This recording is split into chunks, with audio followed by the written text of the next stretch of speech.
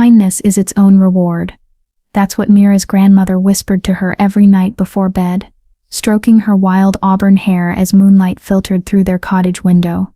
But when you saved a beast that everyone else feared, you learned that some rewards came with teeth, with claiming marks that burned into your soul, and with a debt that could never be repaid, only collected. The forest at the edge of Thornwick Village had always been forbidden. The elders spoke of it in hushed tones, crossing themselves when its shadow stretched too long across the fields. They called it the Cursed Wood, where wolves the size of horses prowled with eyes that gleamed with terrible intelligence, and where girls who wandered too far were never seen again. Mira had been warned her entire life. Stay away from the trees, never go past the stone markers, never ever venture beyond where the light could reach you. But the elders had never told her what to do when you heard something suffering. Chapter 1. The Girl Who Listened to Pain. Mira wasn't supposed to be in the forest that day. She wasn't supposed to be anywhere near the tree line, but the winter had been brutal, and the herbs her grandmother needed to fight the fever didn't grow in safe places. Moonshade and silverleaf only bloomed in shadow, in the deep places where sunlight feared to tread. "I'll be quick," she had promised the old woman shivering beneath 3 blankets. "I know where they grow." Her grandmother's fevered eyes had focused on her with sudden clarity. "Not the forest, child. Promise me, not the cursed wood." But Mira had already made a different promise, the one where she wouldn't let the only family she had left die because she was too afraid of stories told to scare children. The basket on her arm swung as she picked her way between the ancient oaks. January frost crunched beneath her worn boots, and her breath plumed white in air that tasted of pine and secrets. She had found the moonshade quickly. Its purple blooms were unmistakable even in winter, and was reaching for a cluster of silver leaf when she heard it. A sound that didn't belong in the quiet wood, a whimper, low and pained, followed by the rattle of metal on metal. Mira froze, her fingers still outstretched toward the herbs. Every instinct screamed at her to grab what she needed and run. The village stories were full of tricks, of monsters that mimicked human sounds to lure the foolish close. The sound came again. Not a trick, not a mimicry, pure, animal suffering. She should have run.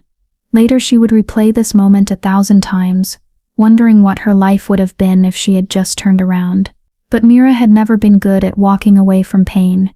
It was why she spent her evenings setting broken bird wings and nursing orphaned rabbits, why the village children brought her every injured creature they found. Her grandmother called it a gift. The village healer called it a curse. "You feel too much, girl," old Marta had told her once. "Empathy like yours will destroy you. Some things aren't meant to be saved." But Mira was already moving toward the sound, her basket forgotten by the silverleaf patch. She found him in a clearing she had never seen before. Though she had walked these woods since childhood, the space was perfectly circular, ringed by stones that hummed with an energy that made her teeth ache. And at its center, trapped in chains that looked older than the trees themselves, was the largest wolf she had ever seen. He was magnificent and terrible. His fur was black as midnight, shot through with silver that caught the weak winter sun like starlight. But it was his eyes that stopped her heart. Not animal eyes. Not really. They were ice blue and blazing with intelligence that was frighteningly human, fixed on her with an intensity that made her want to run and step closer in equal measure. The chains were iron, thick as her wrist, wound around his body, so tightly she could see where they had rubbed his fur away, leaving raw, bleeding wounds. One paw was caught in a trap that had broken bone. She could see the unnatural angle even from where she stood. The wolf watched her. He didn't snarl or snap. He simply stared, his massive chest heaving, steam rising from his nostrils in the cold air.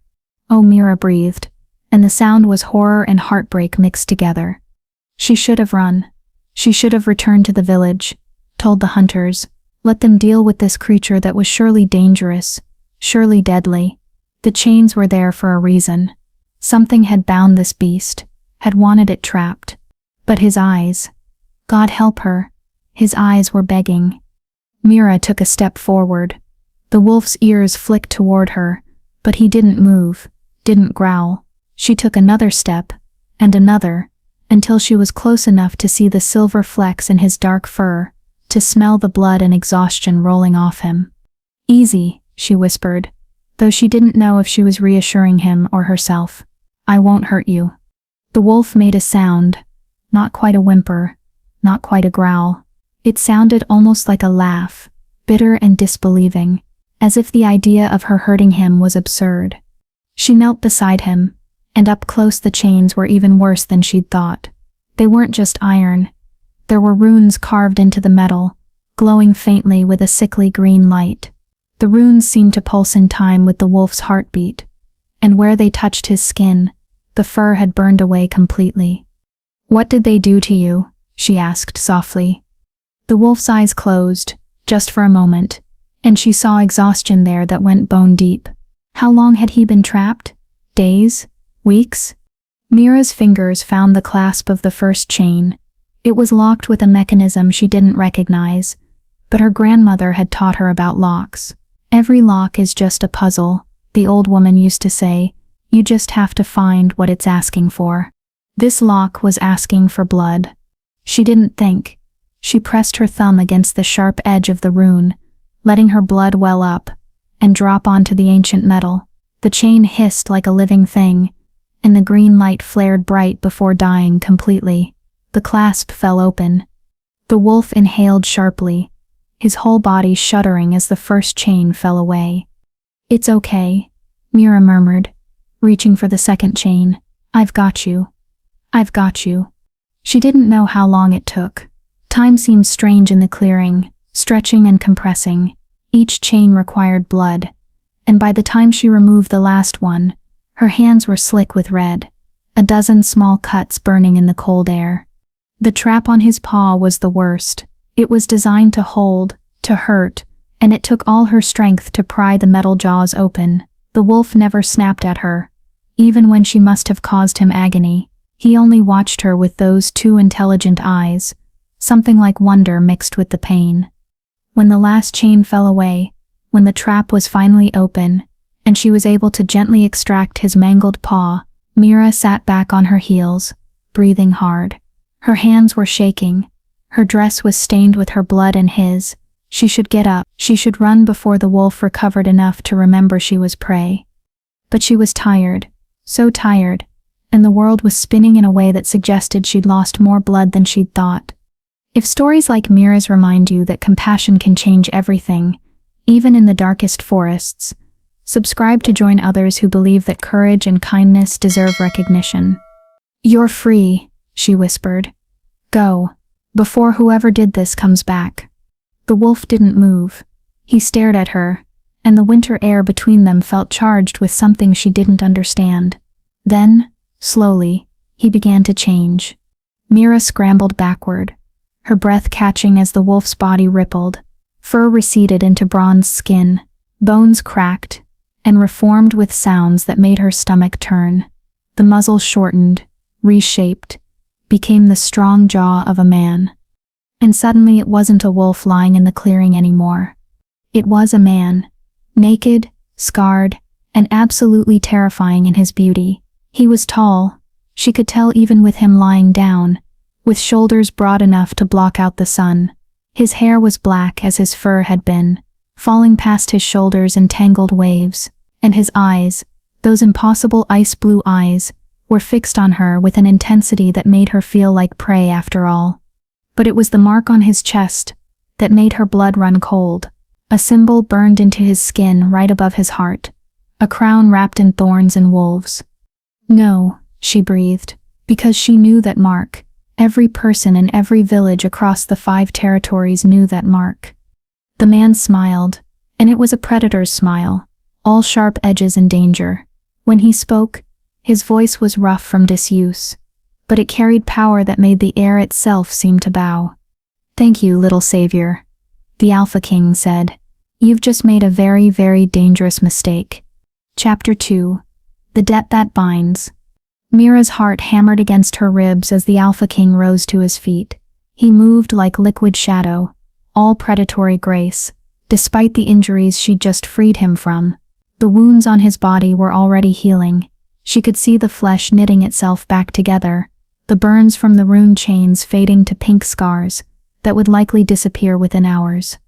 "You're him!" she whispered, unable to look away, even though every survival instinct screamed at her to run. "You're Kieran Nightshade, the Alpha King." "I am." His voice was dark honey and smoke, the kind of voice that could command armies or seduce saints. He tilted his head, studying her with those unsettling blue eyes. "And you are?" "Nobody." The word came out too fast, too desperate. "I'm nobody. Just a village girl who heard. I didn't know. Please, I need to go. My grandmother is sick, and I need to get the herbs back to her before—" "You're bleeding." He moved faster than her eyes could track, suddenly close enough that she could feel the heat radiating from his bare skin. His hand caught her wrist, lifting her bloodied palm between them. "You gave your blood to break the chains." It wasn't a question, but she nodded anyway, trying to pull her hand back. His grip was gentle but immovable. "Do you know what you've done, little savior?" "I freed you?" Her voice cracked on the words. "I'm sorry if I shouldn't have. If the chains were there for a reason. But you were suffering, and I couldn't just—" "The chains were witch-forged," Kieran interrupted, his thumb tracing one of the cuts on her palm, with a touch so light, it sent shivers up her arm. "Blood magic, bound by my bastard cousin, who thinks he should wear my crown.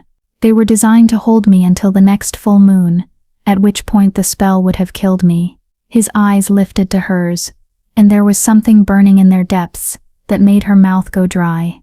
"You saved my life." Oh, she didn't know what else to say. "Good?" His laugh was unexpected, a rough, genuine sound that transformed his face from terrifying to devastatingly handsome. "Good." She says good. He shook his head, and when he looked at her again, the amusement had faded into something far more serious. "In my world, little savior, life debts are not small things. You didn't just free me, you bound yourself to me." The forest seemed to go silent. Even the wind died, as if the trees themselves were holding their breath. "What?" Mira managed. "Blood freely given to break chains. Forged in blood, magic creates a bond." Kieran's voice was soft now, almost regretful, especially when that blood comes from— He stopped, his nostrils flaring as he inhaled deeply. His eyes widened, just slightly, and he pulled her closer, studying her face with sudden intensity. "You have no idea what you are, do you?" "I'm a healer's apprentice," she said, trying again to pull away. "I live with my grandmother. I gather herbs and set broken bones and—" "You're a moon-blessed." The words fell between them like stones. "Rare. Precious. Humans touched by the old magic, capable of breaking spells that would kill a normal person to even attempt." His grip on her wrist tightened, not painfully, but possessively. "And you just gave your blood to an Alpha King. Do you understand what that means?" She shook her head, fear crawling up her spine. "It means you're mine now."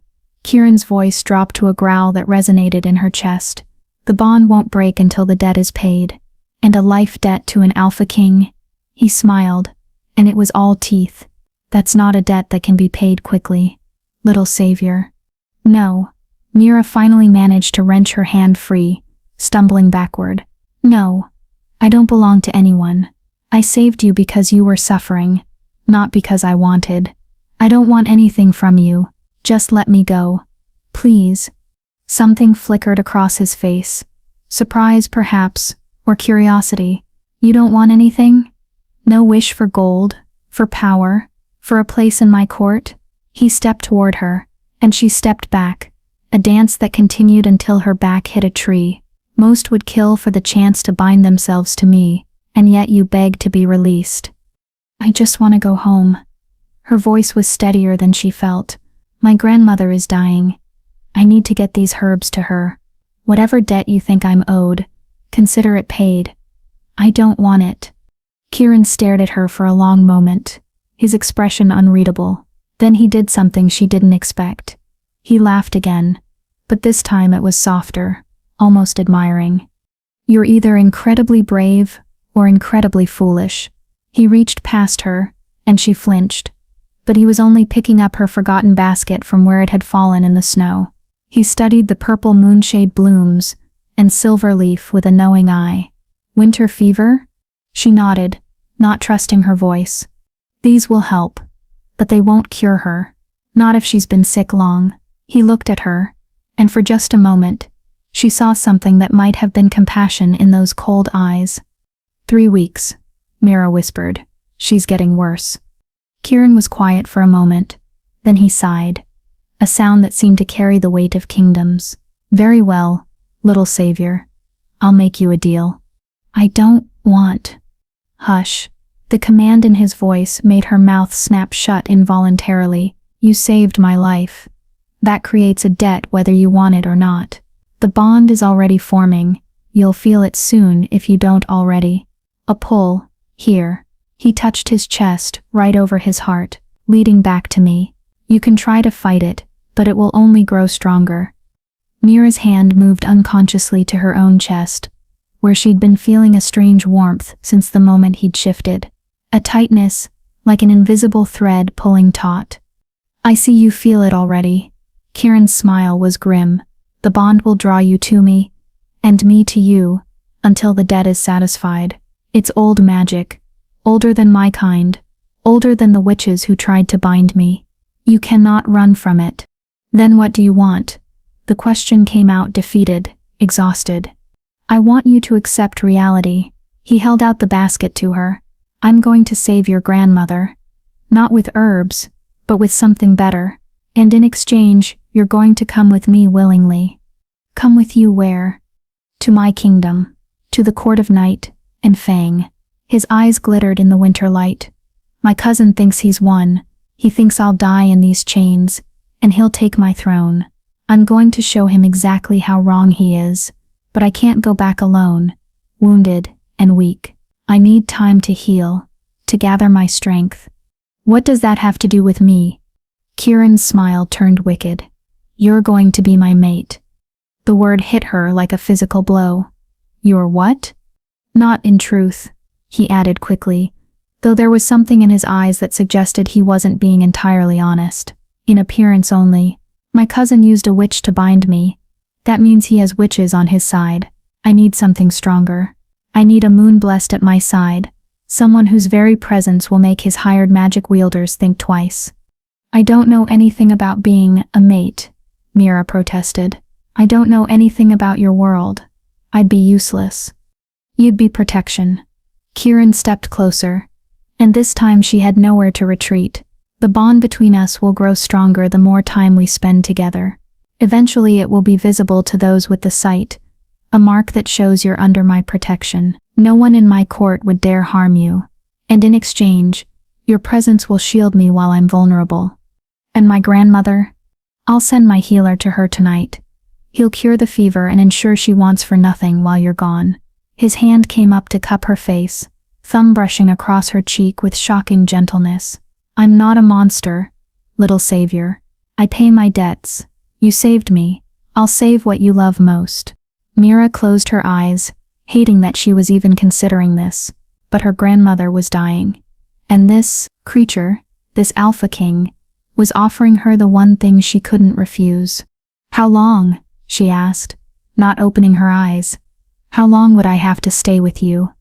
Until my throne is secure. A few months, perhaps less, if my cousin is as foolish as I think he is. His hand dropped from her face. I give you my word, on my crown and bloodline, that you'll be returned home safely when this is done, unharmed and free of the bond. She opened her eyes to find him watching her with an intensity that stole her breath. You swear it? On my life. The words rang with power, with truth that resonated in her bones. You have my oath, Mira of Thornwick Village. I will protect you, provide for you, and return you home when our business is concluded. Do we have a deal? She thought of her grandmother's fevered face, of the way the old woman's breathing had become labored and wet. She thought of coming home to find her dead, of living with the knowledge that she could have saved her but didn't. And she thought of the strange warmth in her chest, the pull toward this dangerous, beautiful creature who stood before her without shame or clothing, offering her a devil's bargain, wrapped in mercy. "One condition," she heard herself say. "I want to see her first. I want to watch your healer cure her before I agree to anything." Kieran's smile was approving. "Smart girl. Yes, you'll see her healed. Tonight, when the moon rises, we'll go to your village. My healer will cure her, and you'll have a chance to say goodbye." His hand extended toward her, palm up. "Do we have an accord?" Mira stared at his hand. Strong, scarred, the hand of a warrior and a king. Every instinct she had screamed that taking it would change everything, that she was standing at a crossroads, and the path she chose now would determine the rest of her life. But her grandmother was dying, and this monster had given his word. She placed her bloodied hand in his. The moment their palms touched, power surged between them. Mira gasped as heat flooded through her veins, as something ancient and primal recognized something equally powerful. The thread in her chest pulled tight, then settled into place with a rightness that terrified her. Kieran's eyes flared bright blue, and she saw his canines lengthen, saw the wolf surface in his expression before he wrestled it back under control. "Yes," he breathed, and his voice was layered with that growl that made her want to bare her throat. "Oh, you're going to be perfect, little savior." Before she could ask what he meant, he pulled her close and pressed his lips to her forehead. The kiss burned like a brand, and when he pulled away, she saw the mark of his mouth glowing silver on her skin. "What did you do?" She touched the mark, and it pulsed with warmth. "Sealed our bargain." Kieran released her, finally stepping back, "and marked you as mine for all to see. No wolf in the 5 territories will touch you now. You're under my protection, Mira. For better or worse, your fate is bound to mine." She wanted to be angry. She wanted to feel violated or trapped. But all she felt was that strange warmth spreading through her chest, and the undeniable pull toward the Alpha King, who stood before her with satisfaction burning in his ice-blue eyes. "Come," he said, gesturing toward the forest path. "Let's get you home. Your grandmother is waiting, and we have a court to conquer." Mira bent to retrieve her basket with shaking hands, her mind racing with everything that had just happened. She'd come to the forest for herbs. She was leaving with an Alpha King's mark on her forehead, and a fate she couldn't begin to understand. Her grandmother had been right to warn her about the cursed wood. She just hadn't been specific enough about which curse Mira should fear most. Chapter 3. The Village That Whispered. The walk back to Thornwick Village should have taken an hour. With the Alpha King at her side, it took 20 minutes. Kieran had shifted back into his wolf form. Apparently walking naked through a forest in January wasn't appealing even to immortal creatures. But he'd done something before the transformation that made Mira's cheeks burn. He'd reached into the hollow of an ancient oak and pulled out a bundle of clothes that had been hidden there, wrapped in oilcloth. "Always have an escape plan," he'd said, with a smirk that suggested he'd been prepared for his eventual freedom all along, even when trapped by blood magic. Now he padded beside her in wolf form, massive and silent, his presence making every bird fall quiet and every small animal flee. Mira kept her hand near his head, her fingers occasionally brushing the soft fur behind his ears, not because she needed to, but because the bond hummed with satisfaction every time she touched him, and the warmth eased some of the terror clawing at her chest.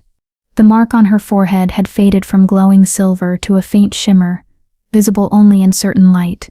Kieran had assured her it would be invisible to humans, but those with magic, witches, wolves, fae would see it clear as day. "They'll know you're claimed," he'd said. "They'll know harming you means death." Claimed. The word sat heavy in her stomach, like a stone. The village came into view as the sun began its descent toward the horizon, painting the snow-covered roofs in shades of amber and rose. Thornwick was small, maybe 200 souls at most, a collection of timber houses clustered around a central square, with its well and winter market. Smoke rose from chimneys, and Mira could smell bread baking, could hear the distant sound of children playing before supper. Home? It had always been home. So why did it suddenly feel like a cage she was about to escape? "Stay here," she murmured to Kieran as they reached the tree line. If anyone sees you." The wolf huffed, and she knew he was laughing at her, as if an alpha king needed a village girl to tell him how to stay hidden. Mira's cottage sat at the edge of the village, far enough from the others that her grandmother's herb gathering and healing work wouldn't disturb anyone. It was a tiny thing, just 2 rooms and a loft, but it had been filled with love and laughter for as long as Mira could remember. Now it was filled with the smell of sickness. She pushed through the door to find her grandmother exactly as she'd left her, a small, shrunken form beneath too many blankets, her breathing shallow and labored. But the old woman's eyes opened when Mira entered, and there was still sharpness there, still the intelligence that had raised Mira from a baby. "You went to the forest." It wasn't a question. Her grandmother's voice was weak, but edged with knowing. "I can smell it on you. Pine and wild magic." "I needed the moonshade, Gran." Mira knelt beside the bed, pulling out the herbs and the silver leaf. "I'll make you a tea that will." "Child." A trembling hand emerged from the blankets to catch Mira's wrist. "What did you do?" The question was so similar to Kieran's that Mira almost laughed. Instead, she felt tears prick her eyes. "I saved someone who was suffering," she whispered. "And he's going to save you." Her grandmother's grip tightened with surprising strength. "Show me your forehead." Mira tilted her head, letting the fading afternoon light catch the mark. She watched her grandmother's face drain, of what little color it had. "No," the old woman breathed. "Oh, Mira, no. That's a claiming mark. That's—" She broke off coughing, and Mira held her until the fit passed. When she could speak again, her voice was urgent, desperate. "Whose mark is that? What did you promise?" "Nothing I didn't choose." Mira smoothed the blankets with shaking hands. "He's going to heal you, Gran. Really heal you, not just ease the symptoms. And in exchange, I'm going to help him for a few months. That's all." "That's all?" Her grandmother's laugh was bitter and wet. "Child, you don't understand what you've done. A claiming mark from one of them. From the wolves. It's not temporary. It's not just politics or bargains. Once you're marked, once the bond sets." A knock at the door interrupted her. 3 sharp raps that somehow sounded both polite and commanding. Mira opened it to find a man standing on her threshold. He was older than Kieran, perhaps 50 in human years, with silver threading through his dark hair and laugh lines around amber eyes. He was dressed in traveling clothes of quality far beyond what anyone in Thornwick could afford, soft leather and fine wool that marked him as wealthy, foreign. But it was the way he held himself that gave him away, the same predatory grace, the same sense of leashed power. Another wolf. "Mira of Thornwick?"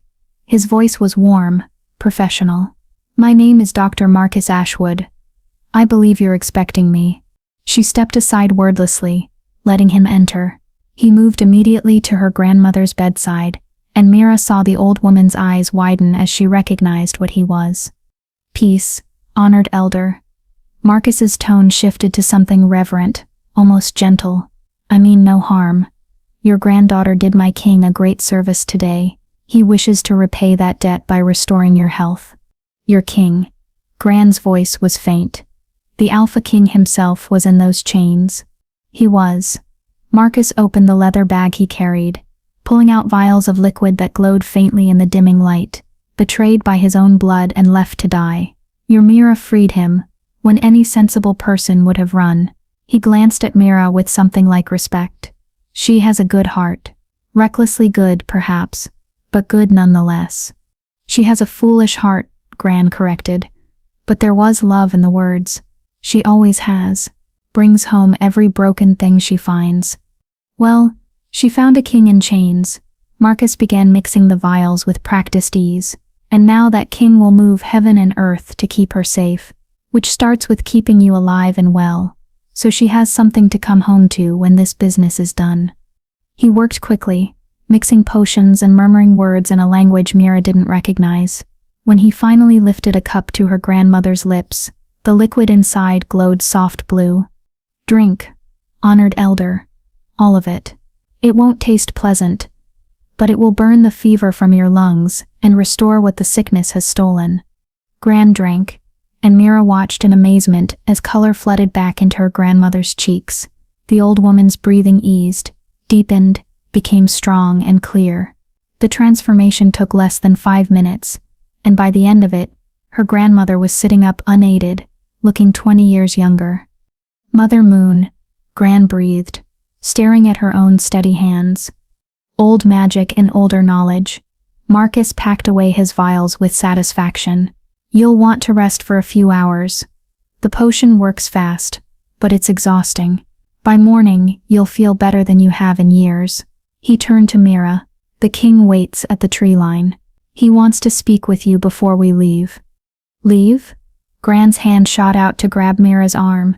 Leave when? Tonight? At moonrise, Marcus confirmed. We have a long journey ahead, and the king's enemies won't wait. The sooner we reach the court of Night and Fang, the safer everyone will be. No. Gran's grip was iron now, fear bright in her newly clear eyes. You can't take her. She's just a girl. She doesn't know anything about your world, about the politics and danger, which is why she'll have the protection of an alpha king. Marcus's voice was kind but firm. Honored elder, your granddaughter saved his life. The bond is already forming. Even if she stayed here, it would pull at her, drive her mad with the need to be near him. Better she goes willingly, with his protection and oath, than fights the bond until it breaks her. Mira felt sick. He said it would fade. He said when the debt was paid. Life debts don't fade, child. Her grandmother's voice was hollow. They transform. They become something else, something permanent. She looked at Marcus with eyes that had seen too much. The mark on her forehead. It's already deeper than it should be, isn't it? Already bonding to her magic. Marcus was quiet for a long moment. Yes, he finally said. The king didn't expect, none of us expected, that she would be moon-blessed. That changes things.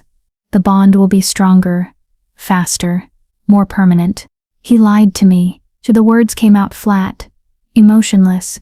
He said I could go home when this was over. He believes that. Marcus met her eyes steadily. The king is many things, but he doesn't lie. Not about oaths. He fully intends to give you a choice when his throne is secure. But the bond, he sighed. The bond may have other ideas. Moon-blessed mates to alpha wolves. It's rare, powerful. The magic itself wants you together. The room spun. Mira sat down hard on the floor, her mind racing. Mate. Not pretend. Not temporary. The magic wanted her bound to an alpha king permanently. I can't, she whispered. I can't. Her grandmother slid from the bed, stronger than she'd been in weeks, and knelt beside Mira. Listen to me, child. Listen well. If you're truly bound to the alpha king, if the magic has chosen you as his mate, then you have 2 choices. You can fight it, resist it, and let it drive you both mad. She cupped Mira's face with gentle hands. Or you can be clever. You can learn his world, understand his power, and carve out a place where you're not just his mate but his equal. You're moon-blessed, Mira. That's not nothing. That's rare magic, old power. Use it. I'm just a healer's apprentice, Mira protested weakly. You're a girl who walked into a cursed forest alone to save me. A girl who freed an alpha king without thought of reward. A girl with magic in her blood and courage in her heart. Gran's smile was fierce, proud. You're my granddaughter, and we don't break easily. Mira wanted to argue, wanted to say this was different, that she wasn't ready, that she was terrified, but her grandmother's words settled something in her chest, straightened her spine. She had made a choice in that clearing. She'd given her blood freely. Whatever came next, she would face it with her head high. I need to pack, she said, her voice steadier than she felt. I'll help. Gran stood, moving with an ease that was miraculous after weeks of being bedridden. And Mira, take the grimoire. Mira's head snapped up. Gran, that's been in our family for 200 years. I know. Her grandmother was already moving to the hidden panel in the wall where the ancient book was kept. It's filled with healing magic and protective spells. If you're going into the world of wolves and politics, you'll need every advantage. Besides, she pulled out the leather-bound tome, its pages yellow with age. It belonged to your mother. She'd want you to have it. The mention of her mother, dead since Mira's birth, made her throat tight. She took the grimoire with reverent hands, feeling the pulse of old magic in its pages. "Thank you," she whispered. "Don't thank me yet." Gran's expression was grim. "Just promise me you'll come back. Promise me that no matter what happens, no matter how deep the bond goes, you won't lose yourself. You're Mira of Thornwick. Remember that." "I promise." They packed quickly. Simple dresses, her healer's kit, the grimoire wrapped in oilcloth. Mira changed into her sturdiest travel clothes, braided her wild auburn hair, and tried not to think about the fact that she was leaving the only home she'd ever known. When she stepped outside, the moon was rising, fat and silver in the darkening sky. Kieran stood at the tree line in human form, once again dressed in the clothes from the oak tree. In the moonlight he looked otherworldly, beautiful and dangerous in equal measure. "Ready?" he asked quietly. "No," Mira said honestly, "but I'm coming anyway." His smile was approval and satisfaction mixed. "Good girl." He held out his hand, and after only a moment's hesitation she took it. The bond hummed with contentment. Behind her, her grandmother stood in the doorway, frail but healing, watching her only family walk into the darkness with a wolf king. "Be brave, little bird," Gran called, "and be clever." Mira didn't look back. If she did, she might not be able to leave. Instead, she squeezed Kieran's hand and let him lead her into the forest, toward a destiny she hadn't chosen, but could no longer escape. The Alpha King's debt was being collected, and she was the payment. Chapter 4: The Journey into Shadow. They traveled through the night, moving deeper into the cursed wood than Mira had ever dared venture. Kieran set a brutal pace, and she quickly understood why. Every hour they spent near Thornwick was an hour his enemies could track them, could find him while he was still weak. Marcus had shifted into his wolf form, a massive creature with gray-silver fur that blended into the moonlit shadows. He ranged ahead, scouting their path, while Kieran remained human, his hand never leaving Mira's, as he guided her through the darkness. "Keep up, little savior," he murmured, when she stumbled over a root. "We have another hour before we can rest." "I'm trying," she gasped, her legs burning. She wasn't used to this, wasn't used to running through forests in the dead of night like some kind of wild thing. Her life had been herbs and healing, quiet cottage mornings, and village gossip. Now she was fleeing through darkness with an Alpha King, whose enemies wanted him dead. Kieran glanced at her, and something in his expression softened. Without warning, he swept her up into his arms, cradling her against his chest, as if she weighed nothing. "What are you?" "Hush." His voice was a low rumble. "You're slowing us down, and we don't have time for mortal limitations." He began moving again, faster now, his stride eating up the distance with inhuman ease. "Sleep if you can. We won't stop until we reach the border of the night territory." Mira wanted to protest, to insist she could walk on her own, but the truth was, she was exhausted. The blood loss from freeing him, the emotional toll of leaving her grandmother, the terror of what she'd agreed to. It all crashed over her at once. And there was something about being held against his chest, feeling the steady thrum of his heartbeat, that made the bond in her chest purr with contentment. Her traitorous body relaxed into his hold, her head coming to rest against his shoulder. "That's it," Kieran murmured, and she felt his lips brush her hair. "Trust me to keep you safe." She shouldn't trust him. She barely knew him, but her eyes were already closing, exhaustion pulling her under. The last thing she heard before sleep claimed her was his voice, so quiet she might have imagined it. "What have you done to me, little moon-blessed? What spell have you cast?" When Mira woke, it was to the smell of wood smoke and roasting meat. She was lying on soft furs beside a crackling fire, warm despite the winter cold. For a moment, she thought she was home, that everything had been a dream. Then she saw Kieran sitting across the fire from her, his ice-blue eyes reflecting the flames, and reality came crashing back. Good, you're awake. He gestured to a makeshift spit where a rabbit was cooking. Marcus caught breakfast. You need to eat before we continue. Mira sat up slowly, taking in their surroundings. They were in a small clearing, surrounded by ancient pines, their branches heavy with snow. The sky above was the pale gray of pre-dawn, and she could hear water running somewhere nearby. A stream, perhaps. Where are we? Her voice was rough from sleep. About 20 miles from where we started. We crossed into the night territory an hour before dawn. Kieran pulled the rabbit from the fire, tearing off a piece, and handing it to her. Eat. We have another full day of travel ahead. The meat was hot and greasy, and Mira's stomach growled embarrassingly loud. She hadn't realized how hungry she was until the smell hit her. She ate quickly, barely tasting it, while Kieran watched her with an expression she couldn't quite read. You carried me, she said finally, between bites. The whole way? You were exhausted.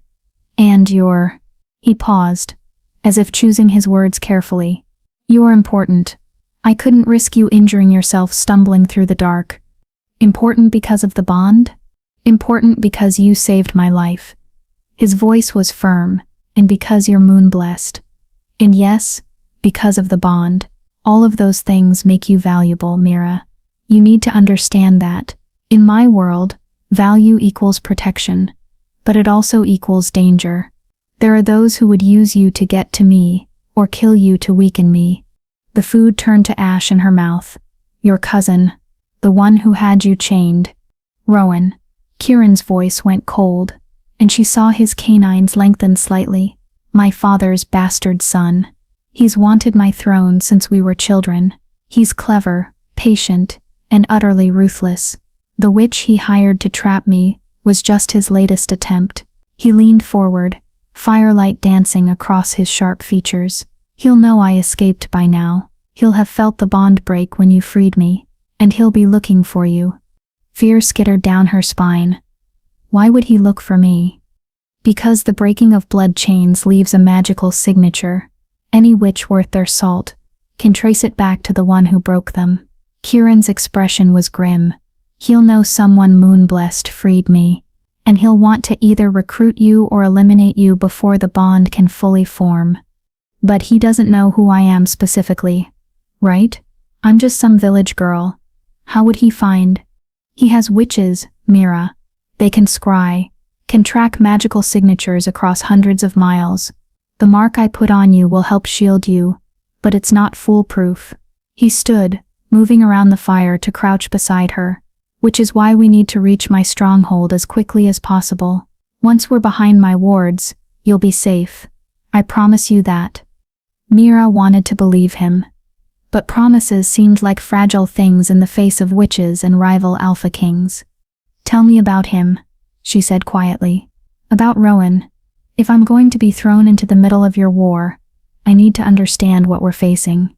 Kieran was silent for a long moment, his eyes distant. When he finally spoke, his voice carried centuries of pain. My father was a great king, strong, fair, beloved by his people. But he had one weakness. He couldn't resist a beautiful face. My mother was his true mate, his queen, but there were others. Many others. He looked at her, and she saw old hurt in his eyes. Rowan's mother was a wolf from a minor pack. She seduced my father during one of his wanderings. When she became pregnant, she tried to claim the child was legitimate, that my father had promised her the throne. But he hadn't? No. He loved my mother, even if he couldn't stay faithful to her. When Rowan was born, my father acknowledged him as a son, but made it clear he would never be heir. The throne would pass to me, his legitimate son with his true mate. Kieran's hands clenched into fists. Rowan's mother filled him with poison from the day he was born, told him he was cheated, that he deserved the crown, that I was the bastard in truth, and he was the rightful king. That's horrible, Mira breathed.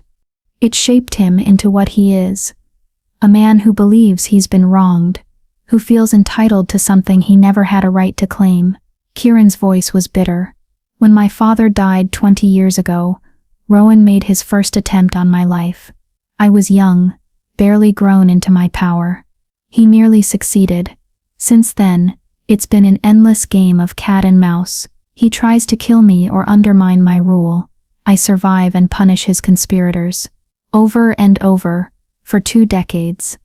Why don't you just kill him? The words felt wrong in her mouth, but she needed to understand. Because he's family. Because despite everything, he's my brother. Kieran's laugh was hollow. Foolish, isn't it? He wouldn't hesitate to kill me, but I can't quite bring myself to end him. So instead, I exile him. I strip him of titles and lands, and he just comes back stronger, with new allies and new schemes. That's not foolish, Mira said softly. That's mercy. That's being better than he is. Kieran stared at her, something shifting in his expression. Is that what you think? That I'm merciful? I think you're someone who was trapped and tortured, and the first thing you did when freed was offer to save my grandmother. So yes, I think you're capable of mercy. He reached out slowly, his hand cupping her cheek with that same gentle touch that seemed at odds with his dangerous nature. You see things in me that no one else does, little savior. I'm not sure if that makes you wise or dangerously naive. Maybe both, she whispered, unable to look away from those piercing blue eyes. The moment stretched between them, heavy with something Mira didn't have words for. Then Marcus crashed through the underbrush in human form, already talking. We have a problem. The older wolf's expression was tight. I found tracks half a mile south. 4 wolves, traveling fast. They're following our trail. Kieran was on his feet instantly. All softness gone. Has to be. They're moving with purpose, not hunting randomly. Marcus looked at Mira apologetically. They're maybe 2 hours behind us. Less if they push hard. Then we push harder. Kieran held out his hand to Mira. Can you run? She thought of her burning legs, her exhausted body. Then she thought of 4 enemy wolves catching up to them, of what they would do to her to weaken Kieran. I can run, she said, taking his hand. Good girl. He pulled her to her feet, and she saw pride flash across his face. Marcus, take point. I'll carry her until we reach the river crossing. Once we're over the water, their tracking will be disrupted. What about after the river? Mira asked as Kieran swung her up into his arms again. After the river, we're only 6 hours from my stronghold. If we can make it there, we're safe. His grip tightened on her. Hold on tight, little savior. This is going to be rough. They ran. Not the steady jog from the night before, but an all-out sprint that made trees blur past and wind whip Mira's hair. Kieran moved like liquid darkness, leaping over fallen logs and dodging between trees with impossible grace. Marcus raced ahead in wolf form, his howl echoing through the forest, a warning to any who might hear. Mira clung to Kieran's neck, her face buried against his shoulder, feeling every powerful stride. The bond in her chest thrummed with urgency, with the need to escape, to survive. They're gaining, Kieran growled, after what felt like hours but was probably only minutes. I can smell them. Marcus. I see it. Marcus's voice was strained. The river's just ahead, 200 yards.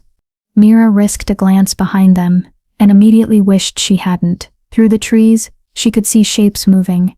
Massive wolves with fur as red as blood, their eyes glowing amber in the weak morning light. They were close. Too close. Kieran. I know. Hold your breath. What? She didn't get to finish the question. They burst from the tree line and Kieran didn't slow, didn't hesitate. He launched them both off the riverbank into ice-cold water that stole Mira's breath and made her muscles seize. The current was vicious, pulling them downstream, but Kieran's arm was like iron around her waist. She felt him kick, propelling them toward the far shore even as the water tried to drag them under. Behind them, howls of frustration echoed. The red wolves had reached the bank but weren't following. Water would wash away their tracking scent, and crossing would leave them vulnerable. They'd won. For now. Kieran dragged them onto the far shore, both of them gasping and shivering. Mira's teeth chattered so hard she bit her tongue, tasting copper. Freezing, she managed. I know. I'm sorry. Kieran was already stripping off his soaked shirt, and for a moment Mira was too stunned by the sight of his scarred, perfect chest to care about the cold. Marcus, we need fire. Now. On it. The older wolf was already gathering dry wood from beneath the dense pines that lined this side of the river. You. Kieran turned to Mira, his hands already working at the laces of her soaked dress. These wet clothes will kill you faster than Rowan's wolves. Get them off. Hi. Her face flamed. I can't. You'll die of cold if you don't. His voice was firm, but not unkind. I've seen naked women before. Mira, your modesty is not worth your life. He was right, and she hated it. With numb fingers, she peeled off her dress and undergarments, leaving her in nothing but her chemise, which clung to her like a second skin. Kieran immediately wrapped her in his own dry cloak that had somehow stayed waterproof in his pack, then pulled her against his chest. Body heat, he explained, though his voice was rougher than before, until Marcus gets that fire going. Mira should have been embarrassed, should have protested, but she was so cold, and Kieran was so warm, and the bond was singing with satisfaction at their closeness. She let herself lean into him, let herself accept comfort from this dangerous, complicated man who had somehow become her protector. Thank you, she whispered against his chest, for keeping me safe.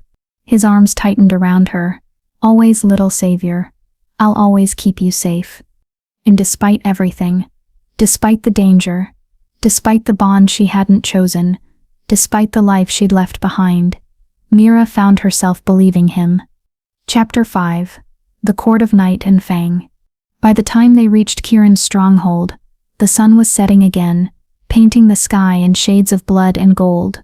Mira had been walking on her own for the last few hours, her dress mostly dry from the fire Marcus had built, though she still wore Kieran's cloak wrapped around her shoulders. It smelled like him, pine and night air, and something wild she couldn't name, and the bond hummed with contentment every time she breathed it in. There, Kieran said, pointing through the trees, the Shadow Peak fortress. Mira's breath caught. She'd expected something dark and foreboding, a castle of black stone and sharp edges. Instead, what rose before them was something out of a dream. The fortress was carved into the side of a mountain, its towers reaching toward the darkening sky like fingers. But it wasn't built of stone, or at least not ordinary stone. The walls gleamed like obsidian, shot through with veins of silver that caught the dying light, and made the entire structure seem to pulse with inner fire. It's beautiful, she breathed. It's home. There was something in Kieran's voice, relief, longing, pain. I've been gone 3 weeks. They'll have assumed me dead by now. They? Mira asked. My court, my pack, the wolves who swore loyalty to me, and whom I failed by letting myself be captured. His jaw tightened. They'll be preparing for war. Rowan will have made his move by now, claimed my throne was forfeit. But you're alive, Mira pointed out. You came back. Doesn't that make everything complicated? Marcus spoke for the first time in hours.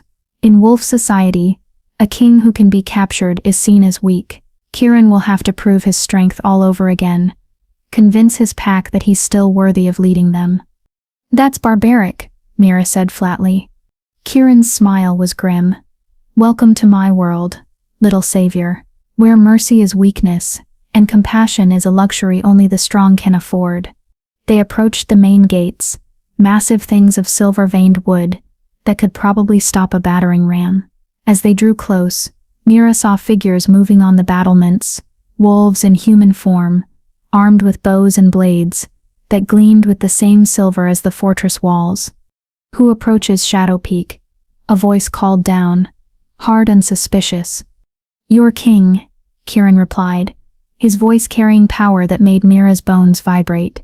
Kieran Nightshade, Alpha of the Night Territory, returned from exile and very much alive. There was a long, shocked silence. Then chaos erupted. The gates flew open, and wolves poured out, dozens of them, shifting between human and animal forms in their excitement. They surrounded Kieran, not touching but close, their voices overlapping in a cacophony of joy and relief and disbelief. "My king, you're alive," we thought, Rowan said. "How did you escape?" Kieran held up a hand, and silence fell instantly. The display of authority made Mira shiver. This was what an alpha king looked like in his element, not the injured wolf she'd freed, not the man who'd held her gently in the cold. This was a ruler, powerful and absolute. "I escaped because I was freed." Kieran's hand found Mira's, pulling her forward into the circle of wolves. "This woman, Mira of Thornwick, broke the chains that bound me and saved my life. She is moon-blessed, and she is under my protection. Anyone who harms her answers to me with their life." The wolf's eyes fixed on Mira, and she fought the urge to hide behind Kieran. She could see the mark on her forehead glowing faintly in their vision. Their eyes widened when they saw it, and several dropped to one knee. "Moon-blessed," someone whispered. "The prophecy." "Enough." Kieran's voice cracked like a whip. "We'll discuss prophecies later. Right now, I need a full report. Where is Rowan? What has he done in my absence?" An older woman stepped forward, her silver hair braided with beads that clicked as she moved. She wore the robes of someone important, a counselor, perhaps, or an elder. Her eyes, sharp as knives, fixed on Kieran with an expression that was equal parts relief and frustration. "Rowan declared you dead 5 days ago," she said without preamble. "He claimed the throne and has been systematically removing anyone loyal to you from positions of power. He's executing dissidents in the public square, calling them traitors to the rightful king." Her gaze slid to Mira, assessing. "And who is this, truly?" "Lady Helena. Meet Mira, the woman who will help me reclaim my throne." Kieran's hand tightened on Mira's. "And who will stand beside me as my mate." The words sent shockwaves through the assembled wolves. Mira felt her face burn even as the bond in her chest sang with possessive satisfaction. "Mate?" Helena's eyebrows rose nearly to her hairline. "My king, you've been gone 3 weeks and you return with a mate? A human mate?" Her tone suggested this was somewhere between scandalous and insane. "A moon-blessed mate," Kieran corrected coldly. "One whose magic will counter Rowan's witch allies. One whose presence at my side makes me stronger, not weaker. Do you challenge my choice, Helena?" The older woman held his gaze for a long moment, then slowly shook her head. "No, my king. If you claim her as mate, then she is pack. I will protect her as I would protect you." "Good." Kieran's voice softened slightly. "Because I'm going to need all the loyalty I can get. Rowan has had time to consolidate power. This won't be a simple matter of walking back in and reclaiming the throne."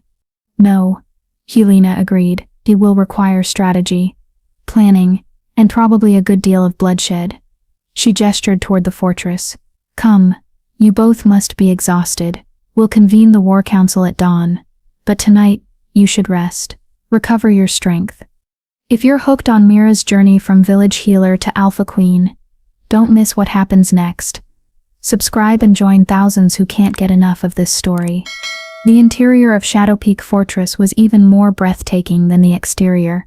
The walls glowed with that same inner light, and Mira realized the silver veins weren't just decorative. They were magical, pulsing with protective wards that made her moon-blessed senses tingle. Kieran led her through corridors that seemed carved from shadow and starlight, past wolves who stopped and stared, whispering behind their hands. She caught fragments of their words: mate, moon-blessed, prophecy, hope. But Kieran kept moving, his pace swift and purposeful. Finally, they reached a set of double doors carved with wolves mid-hunt. Kieran pushed them open to reveal chambers that took Mira's breath away. The room was massive, easily the size of her entire cottage. A fire burned in a hearth, big enough to stand in, casting dancing shadows across walls, hung with tapestries, depicting wolf hunts and battles. Furs covered the floor, soft and thick, and at the far end of the room stood the largest bed Mira had ever seen, piled high with blankets and pillows. "These are my private chambers," Kieran said, closing the doors behind them. No one enters without permission. You'll be safe here. Mira turned to face him, reality crashing down. You said, mate, out there to your people. You told them I was your mate. I did. His expression was unreadable. But we agreed. You said it was pretend, just for show, just until you reclaimed your throne. I lied. The words were simple, stark. Or rather, I told myself it was pretend because the truth was too complicated. But the bond doesn't lie, Mira. You felt it the moment our hands touched. It's been growing stronger every hour we spend together. No. She backed away from him. No, you promised. You gave me your oath that I could go home when this was done. You swore. And I will keep that oath. Kieran moved toward her slowly, hands raised like he was approaching a skittish animal. If, when my throne is secure, you truly wish to leave, I will let you go. I will break the bond myself if I must, even though it will feel like tearing out my own heart, but I will not force you to stay. Then why tell them I'm your mate? Tears burned in Mira's eyes. Why make it real? Because it protects you. His voice was raw, honest. A woman under my protection is valuable. A woman who is my mate is sacred. No one in my court will dare touch you. No one will question your place at my side. And when we face Rowan, when his witches try their magic, the mate bond will shield you better than any spell I could cast. You're using me. The accusation hung in the air between them. Yes, he didn't deny it. I'm using your magic, your moon-blessed nature, your bond to me. I'm using everything you are to help me win, but that doesn't mean I'm lying about what I feel. Mira's breath caught. What you feel. Kieran closed the distance between them, his hand coming up to cup her face with heartbreaking gentleness. You saved me, Mira, not just from the chains, but from 3 weeks of believing I would die alone in that clearing, failed and forgotten. You gave your blood freely, asked for nothing in return, and when I offered you power, you asked only to save your grandmother. You're brave and compassionate, and impossibly stubborn, and every moment I spend with you makes the bond pull tighter. The bond, she whispered. Not you, just the magic. I don't know anymore. His thumb brushed across her cheek, catching a tear she hadn't realized had fallen. Maybe it started as just the bond. Maybe that's all it is. But it doesn't feel like magic, Mira. It feels like recognition. Like I've been waiting my whole life for someone to see me as something other than a king or a killer, and you did it without even trying. She wanted to pull away, wanted to tell him he was wrong, that she didn't see anything special in him, that this was all just manipulation and politics. But it would be a lie. She'd seen his mercy when he refused to kill his traitorous brother. She'd felt his gentleness when he held her in the cold water. She'd heard the pain in his voice when he spoke of his father's betrayal. She'd seen him, really seen him, and the bond had nothing to do with it. I'm scared, she admitted quietly. Of this, of you, of what I'm becoming. I know. He pressed his forehead to hers, and the bond sang between them. I'm scared too. I've been alone for so long, trusted so few, and now there's you, this impossible girl who broke into my life and my heart without permission. You terrify me, Mira. Because losing you would destroy me in ways Rowan's chains never could. Then don't make me stay, she pleaded. Don't trap me the way you were trapped. I won't. His oath rang with truth that resonated in her bones. I swear it on my crown, on my life, on everything I am. When this is over, the choice will be yours, stay or go. But until then, his lips brushed her forehead, feather light. Until then, let me keep you safe. Let me pretend, just for a while, that I'm worthy of the gift you've given me. Mira closed her eyes, feeling tears slip free. She should say no, should demand he take her home right now, should run as far and fast as she could from this beautiful broken alpha king and the bond that was wrapping around her heart. Instead, she heard herself whisper, "Okay." Kieran exhaled, and she felt the tension leave his body. "Thank you," he murmured, against her hair. "I'll make you a promise in return. I'll teach you about my world. I'll give you power and knowledge so you're never helpless. And I'll court you properly, the way a mate deserves to be courted, not just claimed and marked like property. Despite everything, Mira felt a laugh bubble up. Court me? We're pretending to be mates. Isn't courting a bit redundant? His smile against her skin was wicked. Who said anything about pretending? He pulled back to look at her, and his eyes were blazing with that inner fire. I'm going to win your heart, little savior. Not through magic, or bonds, or obligation, but honestly, genuinely, until you choose to stay not because you have to, but because you want to. That's ambitious, she managed, her heart hammering. I'm an alpha king, he replied with devastating confidence. Ambitious is what I do. Before she could respond, there was a sharp knock at the door. Kieran growled low in his throat, but released Mira and called, Enter. Helena stepped inside, carrying a tray laden with food, and a bundle of what looked like clothes. Forgive the intrusion, my king, but the girl needs to eat and dress properly if she's to be presented to the pack tomorrow. Her sharp eyes fixed on Mira, with something that might have been approval. You did well today, child, keeping pace with an alpha king over rough terrain. Most humans wouldn't have made it past the first hour. I'm tougher than I look, Mira said, lifting her chin. Helena's smile was genuine. Good. You'll need to be. This court eats the weak alive. She set down the tray and clothes. I've brought you dinner and appropriate attire for tomorrow's council. The blue dress should fit. It belonged to Kieran's mother. She was small like you. Kieran stiffened. My mother's clothes? She would have wanted her son's mate to have them. Helena's voice was gentle. She would have liked this one, I think. She always said you needed someone brave enough to tell you when you were being an idiot. Despite the tension, Mira felt herself smile. I can do that. I'm sure you can. Helena moved toward the door, then paused. A word of warning, child. Not everyone in this court will welcome you. There are those who've spent years vying to be at the king's side. They'll see you as a threat, an outsider who stole what they believe should be theirs. Watch your back. Trust no one except those who've proven themselves. Comforting, Mira said dryly. I'm not here to comfort you. I'm here to keep you alive. Helena's expression was fierce, which I will do, because my king has claimed you. But you need to be smart, girl. This isn't your village. This is a court of predators. Act accordingly. With that cheerful advice, she swept from the room, leaving Mira and Kieran alone once more.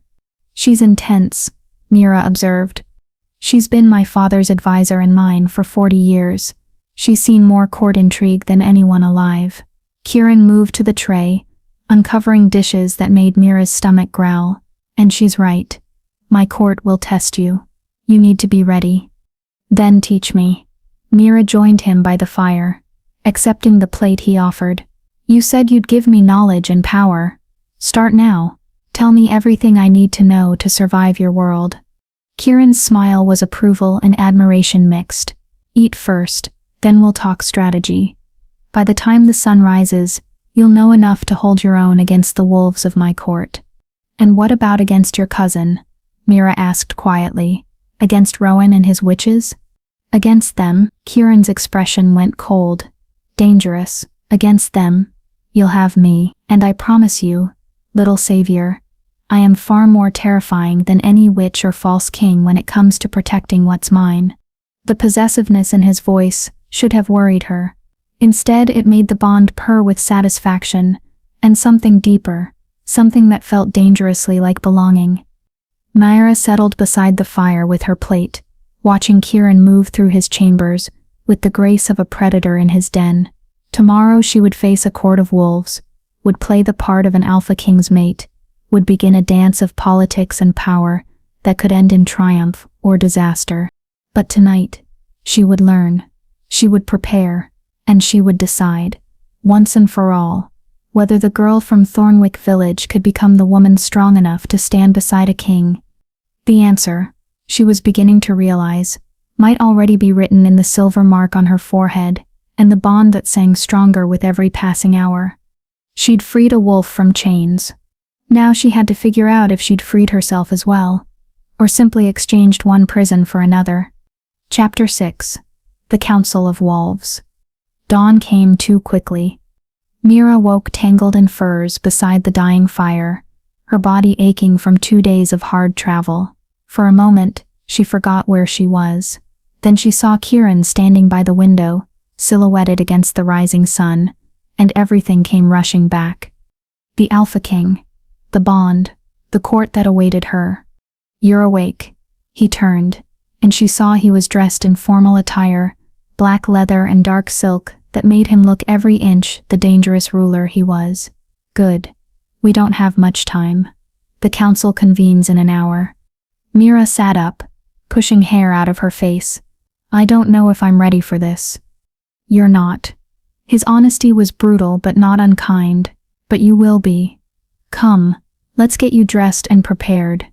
The dress Helena had brought was breathtaking, deep sapphire blue that seemed to shift between shades as Mira moved, with silver embroidery at the hem and sleeves that matched the veins in the fortress walls. It fit perfectly, hugging her curves before flowing to the floor in elegant folds. "My mother was beautiful," Kieran said quietly, as he fastened the delicate clasps at her back. His fingers were surprisingly gentle. "But I think you wear her dress better than she ever did." Mira met his eyes in the mirror. "You don't have to say things like that." "I'm not saying it because I have to." His hand settled on her shoulders, and she felt the warmth of him seep through the fabric. "I'm saying it because it's true. You are beautiful, Mira. Brave and beautiful and far too good for a king like me." Before she could respond, he reached into a carved box on the dresser and pulled out something that made her breath catch. A circlet of silver, delicate and intricate, with a single moonstone at its center that glowed with inner light. "This was also my mother's," he said. "It responds to moon-blessed magic. When you wear it, everyone will see exactly what you are. There will be no doubt, no question of your legitimacy at my side." He placed it gently on her head, and the moment the silver touched her skin, the moonstone flared bright. Power hummed through her, and she saw the mark on her forehead glow in response, connecting with the circlet in a web of silver light. "Perfect," Kieran breathed. "You look like a queen, little savior." "I'm not a queen," Mira protested. "I'm just—" "You're mine." The possessiveness in his voice made her shiver. "And in my world, what's mine is elevated, protected, honored. Today you walk into that council chamber as my mate and my equal. Anyone who challenges that challenges me." He offered his arm, and after only a moment's hesitation, Mira took it. The bond hummed with approval as they left the chambers together, stepping into corridors already bustling with activity. Wolves stopped and stared as they passed. Some dropped to their knees. Others simply watched, with expressions ranging from awe to suspicion to barely concealed hostility. Mira kept her chin high, refusing to show weakness, even as her heart hammered against her ribs. They reached the council chamber, a massive hall, with a table carved from a single piece of black stone. Already seated were perhaps 20 wolves, all in human form, all dressed in formal attire that spoke of wealth and power. Helena was there, along with Marcus, but the rest were strangers, whose eyes tracked Mira with predatory focus. "My king," Helena stood as they entered. "Welcome home." "Thank you, Helena." Kieran moved to the head of the table, pulling out the chair beside his own for Mira before taking his seat. The message was clear. She sat at his right hand, in the position of highest honor. "Let's begin. I want a full accounting of everything that's happened in my absence." For the next hour, Mira listened as the council reported on Rowan's actions. It was worse than she'd imagined. He'd executed 12 wolves loyal to Kieran, imprisoned dozens more, and had declared himself Alpha King, with the backing of 3 major packs, who'd been swayed by his promises of power and territory. "He's also fortified the capital," a grizzled warrior named Theron reported. "He has witches maintaining barrier wards. Any attempt to attack directly would be suicide." "Then we don't attack directly." Kieran's voice was cold, calculated. "We undermine him. We remind the packs why they swore loyalty to me in the first place. We make him look weak, unstable, unworthy of the crown he stole. And how do you propose we do that, my king? This came from a younger wolf, beautiful and sharp-eyed, with midnight hair and a dress cut scandalously low. Rowan has spent 3 weeks convincing everyone you were dead. Your sudden return will shake his support, but it won't be enough. The packs respect strength. They need to see you're still the alpha they followed. Lady Cassandra makes a valid point, another counselor added. A show of strength is required. Kieran's smile was all teeth. Then they'll have one. I'll challenge Rowan directly. Single combat for the throne. Winner takes all. The council erupted in protest. Too dangerous. He'll never accept. The witches will interfere. Enough. Kieran's voice cracked like thunder, and silence fell instantly. I am Alpha King. I have faced down challenges from stronger opponents than my bastard cousin. I will not hide behind politics and maneuvering, when direct action will solve the problem. With respect, my king, Helena said carefully, Lady Cassandra is right. The packs need to see your strength, yes, but they also need to see you're still worthy of their loyalty. Perhaps there's a way to demonstrate both, without risking everything on single combat. What do you suggest? Helena's eyes slid to Mira, calculating. The Moon Festival is in 3 days. Every pack from all 5 territories will attend. It's sacred, neutral ground where even Rowan cannot violate the peace. If you were to appear there, with your mate at your side, she smiled slowly, the display would be spectacular. A king returned from death with a moon-blessed mate. It would look like the goddess herself had blessed your union. The prophecy, someone whispered. The old songs speak of it. When the king finds his moon-blessed mate, his power doubles, his reign becomes unshakable. Convenient, Cassandra said dryly, her eyes on Mira with barely disguised dislike, a prophecy that surfaces exactly when needed. How very timely. Careful, Cassandra. Kieran's voice dropped to a dangerous purr. That's my mate, you're questioning. Your queen. She's not queen yet, Cassandra shot back. She hasn't been formally bonded before the packs.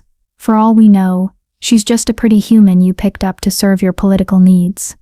The insult hung in the air like poison. Mira felt every eye turn to her, waiting to see how she would respond. This was a test. She understood that instinctively, show weakness now, and she'd never recover their respect. She stood slowly, and the moonstone in her circlet flared bright. When she spoke, her voice was steady, clear, carrying power she didn't know she possessed. You're right, Lady Cassandra. I'm not queen yet. I'm just a village girl who was foolish enough to free a king from chains that were meant to kill him. Just a human who gave her blood to break magic that would have burned anyone else to ash. Just a moon-blessed who walked into this fortress, knowing full well I'd be tested, doubted, and dismissed by people who think titles matter more than actions. She moved around the table toward Cassandra, and she saw the wolf's eyes widen slightly. But here's what I am. Lady Cassandra. I'm the woman who saved your king when he was dying. I'm the woman whose magic will counter Rowan's witches. And I'm the woman who will stand beside Kieran when he reclaims his throne, whether you approve or not. She stopped directly in front of Cassandra, close enough that the wolf had to look up to meet her eyes. So you can question my title all you want. You can doubt the prophecy, doubt the bond, doubt me. But what you cannot do is insult me in front of this council, without consequences, because like it or not, I am under the protection of your Alpha King, and disrespecting me disrespects him. The silence that followed was absolute. Then, slowly, Cassandra's lips curved into a smile that was half respect, half challenge. Well, the wolf said softly, perhaps there's more to you than meets the eye, little human. Moonblessed, Mira corrected coldly. Get it right. Cassandra's laugh was genuine. My apologies. Moonblessed. She inclined her head in a gesture that wasn't quite submission but was close enough. I look forward to seeing what else you're capable of. Mira returned to her seat, her heart pounding, and found Kieran watching her, with an expression that made heat coil in her belly. Pride, hunger, possessiveness, all of it directed at her, with an intensity that stole her breath. As I was saying, Helena continued as if nothing had happened. Though Mira caught the approving glint in her eyes, the Moon Festival would be the perfect venue to announce the king's return and his mate. It's 3 days away, enough time to prepare, but not so long that Rowan can consolidate more power. Agreed. Kieran's hand found Mira's beneath the table, squeezing gently.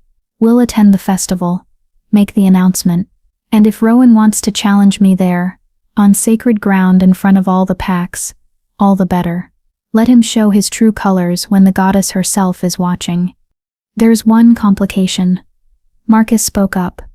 The Moon Festival requires certain rituals. For a mating bond to be recognized by the goddess and the packs, it must be consummated under the full moon. Mira's face went hot. Consummated? It's ceremonial, Helena said quickly, seeing Mira's panic. You don't actually have to. That is, there are ways to satisfy the ritual, without literally, she trailed off, looking uncomfortable. Without betting each other in front of the entire gathering, Cassandra supplied helpfully, her eyes glinting with mischief. Though some do prefer the traditional method, very vigorous. That won't be necessary, Kieran said firmly, though his hand tightened on Mira's. We'll perform the blood ritual. It's older, more powerful, and doesn't require public consummation. The blood ritual is binding, my king, Helena warned. Once performed, the mate bond becomes permanent.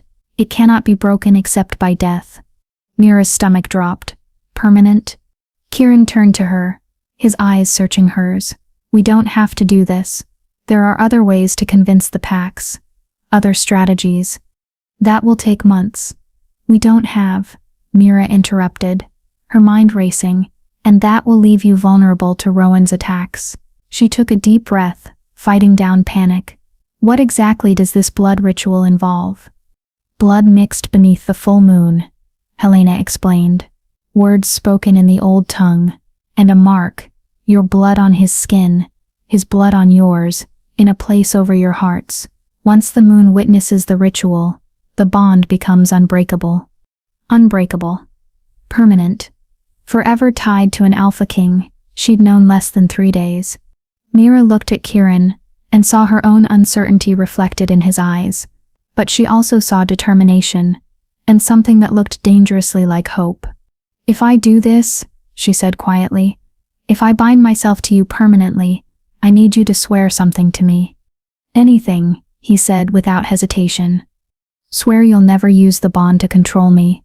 Swear that even bound, I'll still have my freedom, my choices, my voice. Swear that I'll be your equal, not your property. The council erupted again. You can't ask an alpha king to. That's not how mate bonds work. She's human, she doesn't understand. Silence.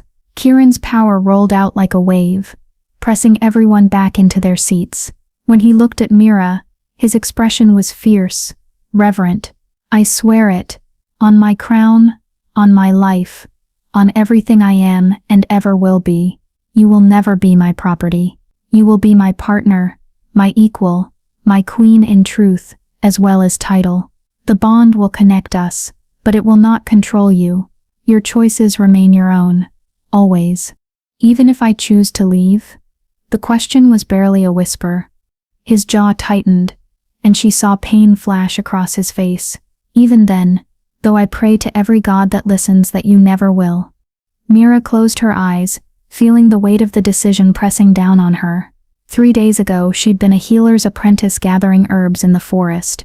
Now she was being asked to bind herself permanently to a king, to perform a ritual that would make her a wolf's mate in the eyes of both magic and society. She should say no, should demand he find another way, should run back to her village and her grandmother and her simple, safe life. But when she opened her eyes and looked at Kieran, really looked at him, she saw more than a king. She saw the man who'd held her gently in the cold river, the man who'd carried her through the forest when she was exhausted, the man who'd given his oath to protect her, and had kept it at every turn.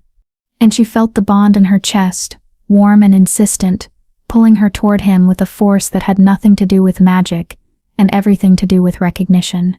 Maybe Helena was right. Maybe this was prophecy. Maybe the goddess herself had led Mira into that clearing for exactly this purpose. Or maybe it was just a girl making an impossible choice in impossible circumstances.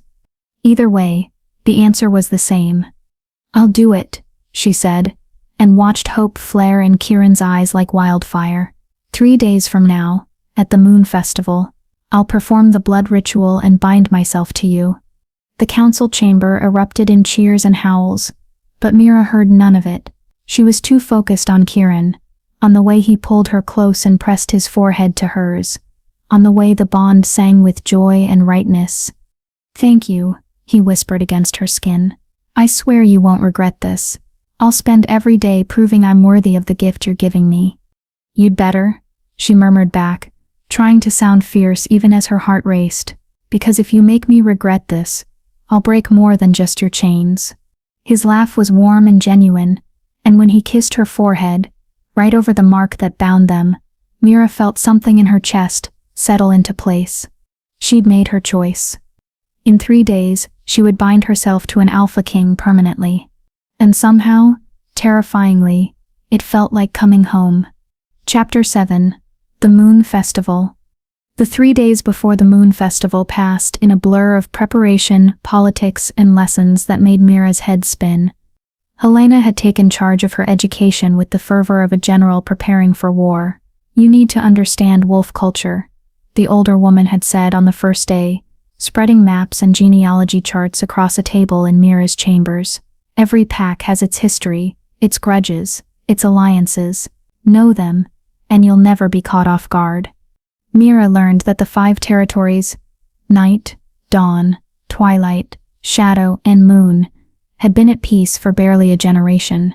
Before Kieran's father united them, the packs had warred constantly, their conflicts leaving scars that still hadn't fully healed. Kieran's rule had maintained that fragile peace, but Rowan's coup threatened to shatter it. "If the packs lose faith in the crown," Helena explained, "they'll fracture back into independent territories. War will return. Thousands will die." Her sharp eyes fixed on Mira. "That's what's at stake. Not just Kieran's throne, but the lives of everyone in all 5 territories." The weight of it pressed on Mira's shoulders like a physical thing. She wasn't just playing at being a mate. She was helping to prevent a war. Cassandra, surprisingly, became one of her fiercest tutors. The beautiful wolf had a sharp mind and sharper tongue, and she drilled Mira relentlessly on court etiquette and social warfare. "Never show weakness," Cassandra instructed during a particularly brutal lesson on the second day. "If someone insults you, you smile and destroy them with words so cutting they'll bleed for days."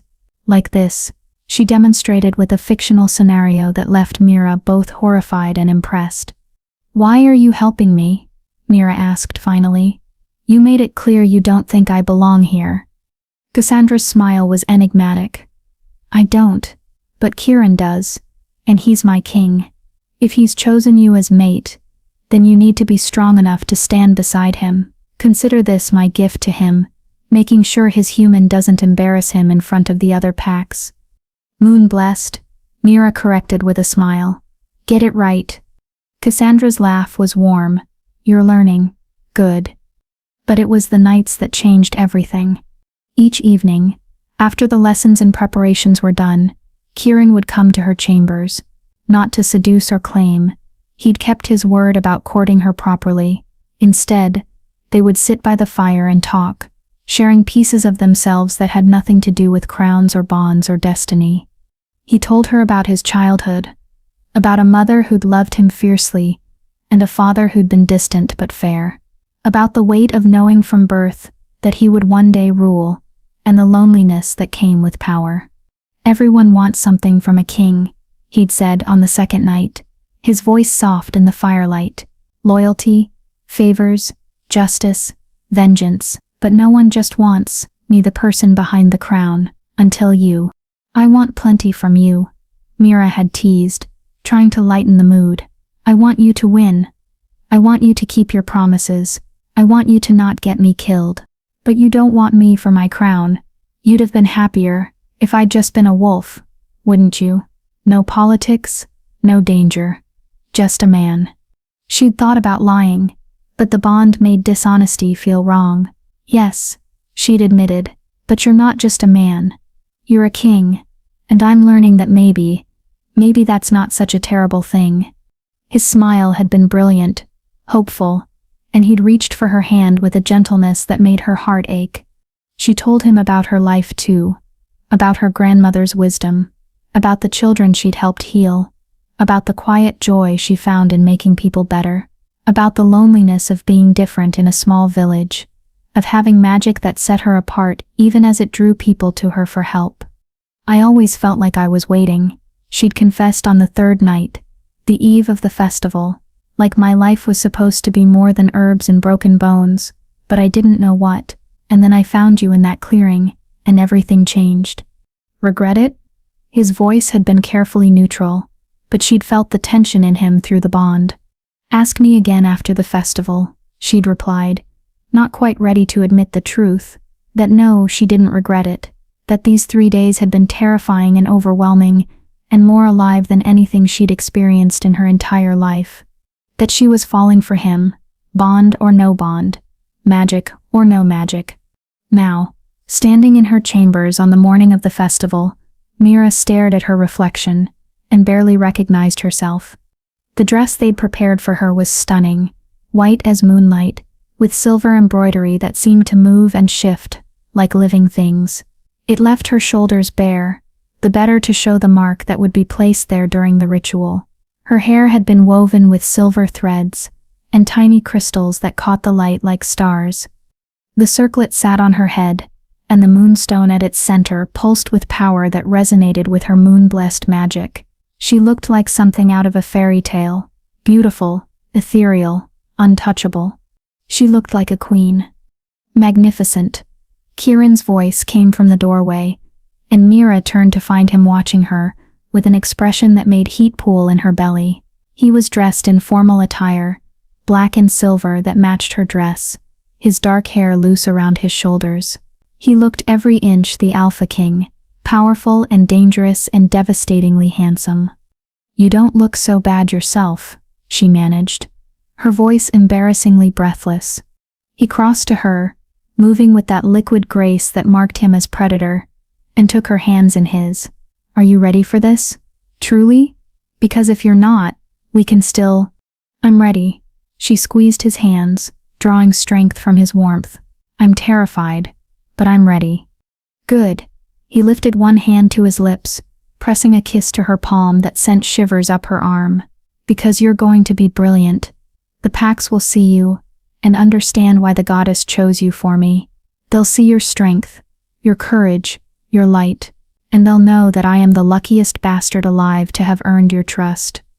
You haven't earned it yet, Mira teased, trying to calm her racing heart. You've rented it, with an option to buy if you behave. His laugh was rich and warm. Then I'll have to be on my best behavior. He offered his arm. Come. It's time to show the 5 territories what a real queen looks like. The Moon Festival was held in neutral territory, a massive clearing deep in the forest, where the trees formed a natural amphitheater. By the time Kieran and Mira arrived, hundreds of wolves had already gathered, their conversations dying to shocked silence, as the Alpha King stepped into the clearing with his mate at his side. Mira felt every eye turn to them, felt the weight of their stares like physical pressure, but she kept her chin high, her hand steady on Kieran's arm, and walked like she belonged there. Because she did. She'd earned her place through blood and choice, and courage. No one could take that from her. The clearing was breathtaking. Torches burned in a great circle, their light reflecting off decorations of silver and crystal. At the center stood an ancient altar carved with runes that made Mira's moon-blessed senses tingle. The full moon hung overhead, massive and silver, bathing everything in ethereal light. And standing by the altar, dressed in stolen finery with a crown of thorns on his head, was Rowan. Mira recognized him instantly, even though she'd never seen him before. He looked like Kieran, same dark hair, same sharp features, same predatory grace, but where Kieran's eyes were ice blue and honest, Rowan's were amber and cunning, and where Kieran carried power with natural authority, Rowan wore it like stolen clothes that didn't quite fit. Well, well, Rowan's voice carried across the clearing, smooth and mocking. My dear brother, I'd heard rumors of your survival, but I confess I didn't believe them. After all, the chains that bound you were supposed to be unbreakable. Supposed to be, Kieran replied calmly, leading Mira forward. But you underestimated one crucial factor. And what's that? The power of a moon-blessed woman, with a good heart and steady hands. Kieran pulled Mira forward slightly, presenting her to the assembled packs. Allow me to introduce Mira of Thornwick, my mate and your future queen. She broke your chains, cousin. She freed me when your witches swore it was impossible. Rowan's eyes fixed on Mira, and she fought not to flinch at the calculation she saw there. Moon-blessed. How convenient. And how quickly you've bound her to you. One might think you used the bond to enslave an innocent girl to serve your political needs. One would be wrong. Mira's voice rang clear in the silence. I chose to free him. I chose to come here, and I chose to stand at his side. No magic forced my hand except the simple truth that your chains were torture and he was suffering. How noble. Rowan's smile didn't reach his eyes. And I suppose you've also chosen to perform the blood ritual tonight? To bind yourself permanently to a king who will use you and discard you the moment you're no longer useful. I've chosen to bind myself to a man who gave me his oath to protect me and has kept it at every turn. Mira stepped forward, leaving Kieran's side to face Rowan directly. A man who could have forced me, but chose to court me instead. A man who values mercy and honor over cruelty and ambition. Can you say the same, false king? The insult landed like a slap. Rowan's eyes flashed amber gold, his wolf rising to the surface. You dare. I dare a lot of things. Mira's voice was steady even as her heart hammered, including calling out a pretender when I see one. You wear a stolen crown, Rowan Nightshade. It doesn't fit, and everyone here knows it. The assembled wolves murmured, and Mira saw approval on some faces, shock on others. Rowan's jaw tightened with barely controlled rage. Careful, little human, he said softly, dangerously. You're in a clearing full of wolves. One word from me, and they'll tear you apart. One word from you, and you'll start a civil war. Kieran was suddenly at Mira's side, his power rolling out like a wave. This is sacred ground, cousin. Neutral territory, where violence is forbidden by the goddess herself. You know the laws as well as I do. Anyone who sheds blood here tonight will be cursed. Then perhaps, a new voice interrupted. Cool and feminine, we should let the goddess decide who's telling the truth. An old woman stepped from the crowd, ancient, bent with age. But her eyes were sharp as knives. She wore robes of undyed wool, and power radiated from her like heat from a forge. The gathered wolves fell silent, many dropping to their knees. The crone, Helena whispered beside Mira. She's the oldest of our kind. She interprets the goddess's will. The crone moved to the altar with slow, deliberate steps, her gaze sweeping over Kieran, then Rowan, then finally settling on Mira. A moon blessed in our midst. How rare, how precious. She crooked a finger. Come here, child. Let me see you properly. Mira approached on shaking legs, feeling the weight of the crone's attention like a physical thing. The old woman reached out with gnarled hands, touching Mira's forehead where the mark glowed, then her chest where the bond pulsed. Yes, the crone murmured. Yes, you're the one. The songs spoke true. The king's salvation wears a human face and carries the moon's blessing. Her eyes lifted to meet Mira's. Do you come to this ritual willingly, child, with full knowledge of what it means? No coercion, no force, no magic compelling your choice. I come willingly, Mira said, her voice strong. I choose this bond, this man, this fate, of my own free will. The crone's smile was approving. Then the goddess blesses your union, and as for you, she turned to Rowan, and her expression went cold. You who wear a stolen crown and speak of enslavement, you who hired witches to torture your own blood and claim what was never yours. The goddess sees your treachery, Rowan Nightshade. She judges you unworthy. You can't. Rowan started. I speak with the goddess's voice, the crone interrupted, her power making the air itself tremble, and she says this. Let the true king perform the blood ritual with his chosen mate. Let the bond be witnessed and blessed, and let any who challenge it face her wrath. Silence. Absolute, total silence. Then, slowly wolves began to kneel. First one, then 10, then dozens, until nearly everyone in the clearing was on their knees, heads bowed toward Kieran and Mira. Rowan stood alone, his face twisted with rage. For a moment, Mira thought he might attack anyway. Goddess's curse be damned. But then he saw the overwhelming display of loyalty, saw that he'd lost before the battle had even begun, and something in him crumbled. This isn't over, he snarled at Kieran. You may have won tonight, but I'll return. And next time your little moon-blessed won't be enough to save you. Then next time, I'll be ready. Kieran's voice was cold, final. Now get out of my sight, before I forget. We're on sacred ground. Rowan fled, and several wolves went with him, his loyalists, those too committed to his cause to switch sides. But the vast majority remained, their allegiance clear. The crone gestured to the altar. Come, young king. Come, moon-blessed child. Let us complete the ritual, and bind you in the goddess's sight. Mira's heart hammered as Kieran led her to the altar. This was it, the point of no return. Once they performed this ritual, the bond would be permanent, unbreakable except by death. She looked at Kieran, and saw her own fear reflected in his eyes, but also determination, and something deeper, something that looked like love. Last chance, he whispered. You can still walk away. So can you? She whispered back. His smile was crooked, vulnerable.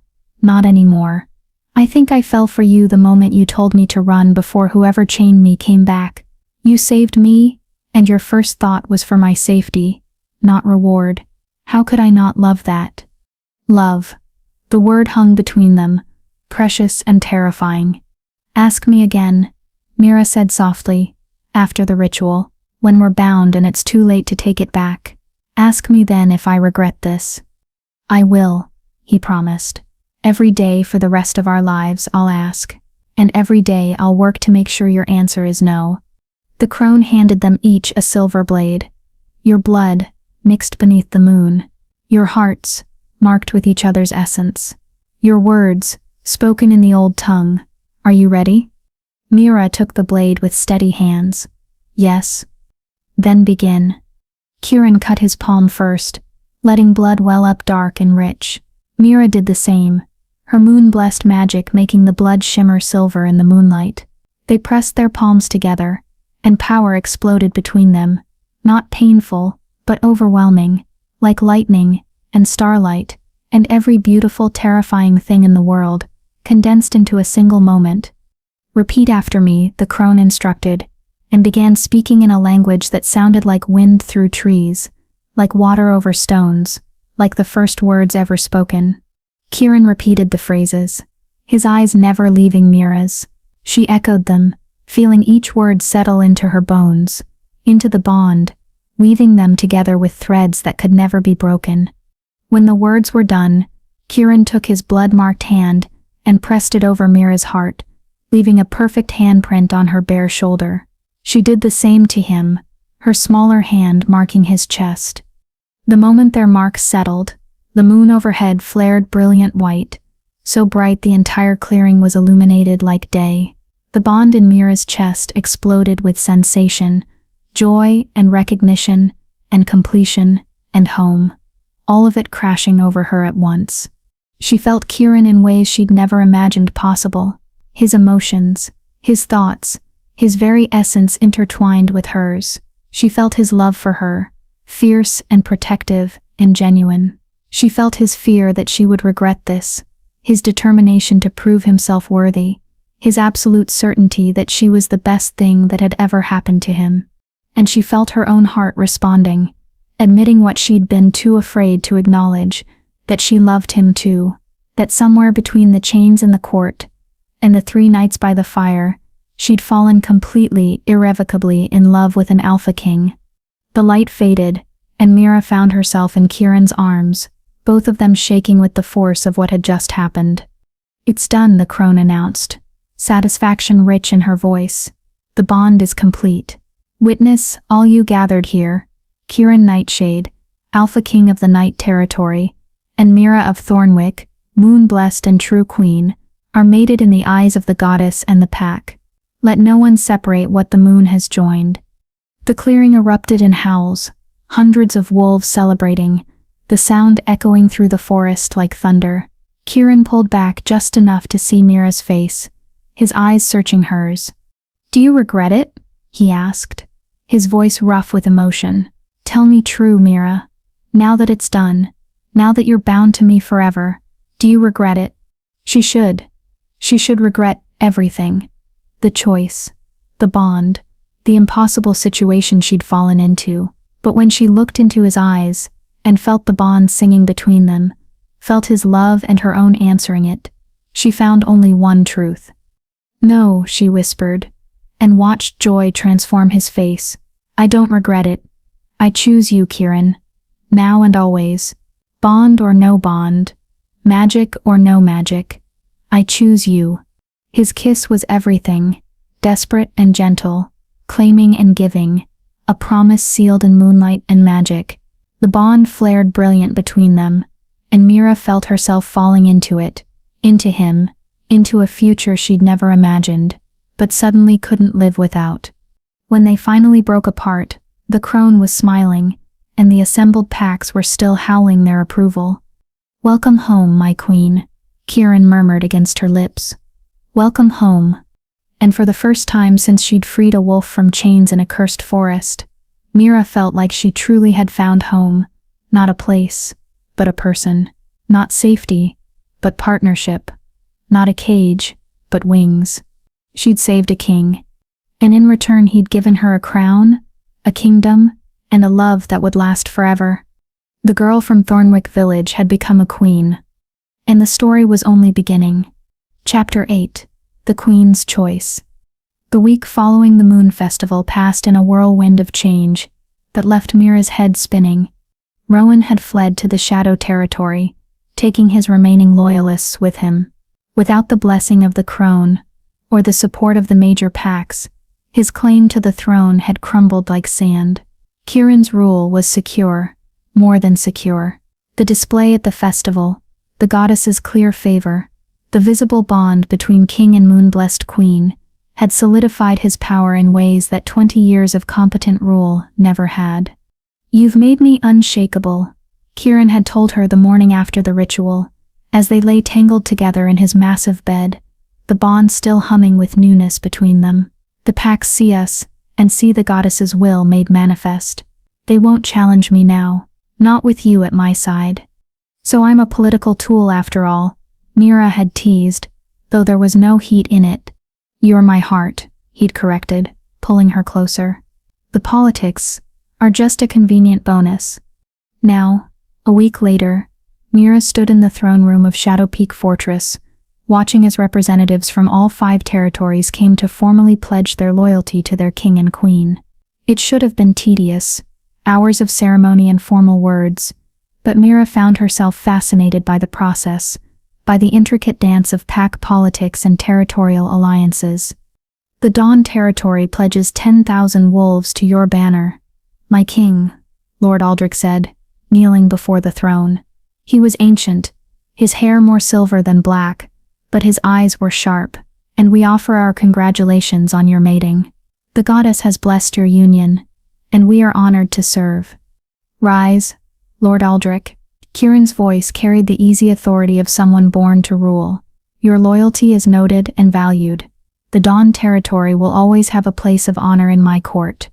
Aldrich stood, then turned to Mira with something like wonder in his eyes. "My queen, if I may, there's a girl in my pack, barely 15, who shows signs of being moon-blessed. She's untrained, frightened of her own power. Would you consider taking her as an apprentice, teaching her what you know?" Mira blinked, surprised. In the chaos of the past week, She hadn't thought beyond surviving each day. But the idea of teaching, of helping another girl understand the magic that set her apart, that sparked something in her chest that had nothing to do with the bond. "I would be honored," she said, and meant it. "Send her to me. I'll teach her everything I can." Aldrich's smile was brilliant. "Thank you, my queen. You've given her hope she thought was lost."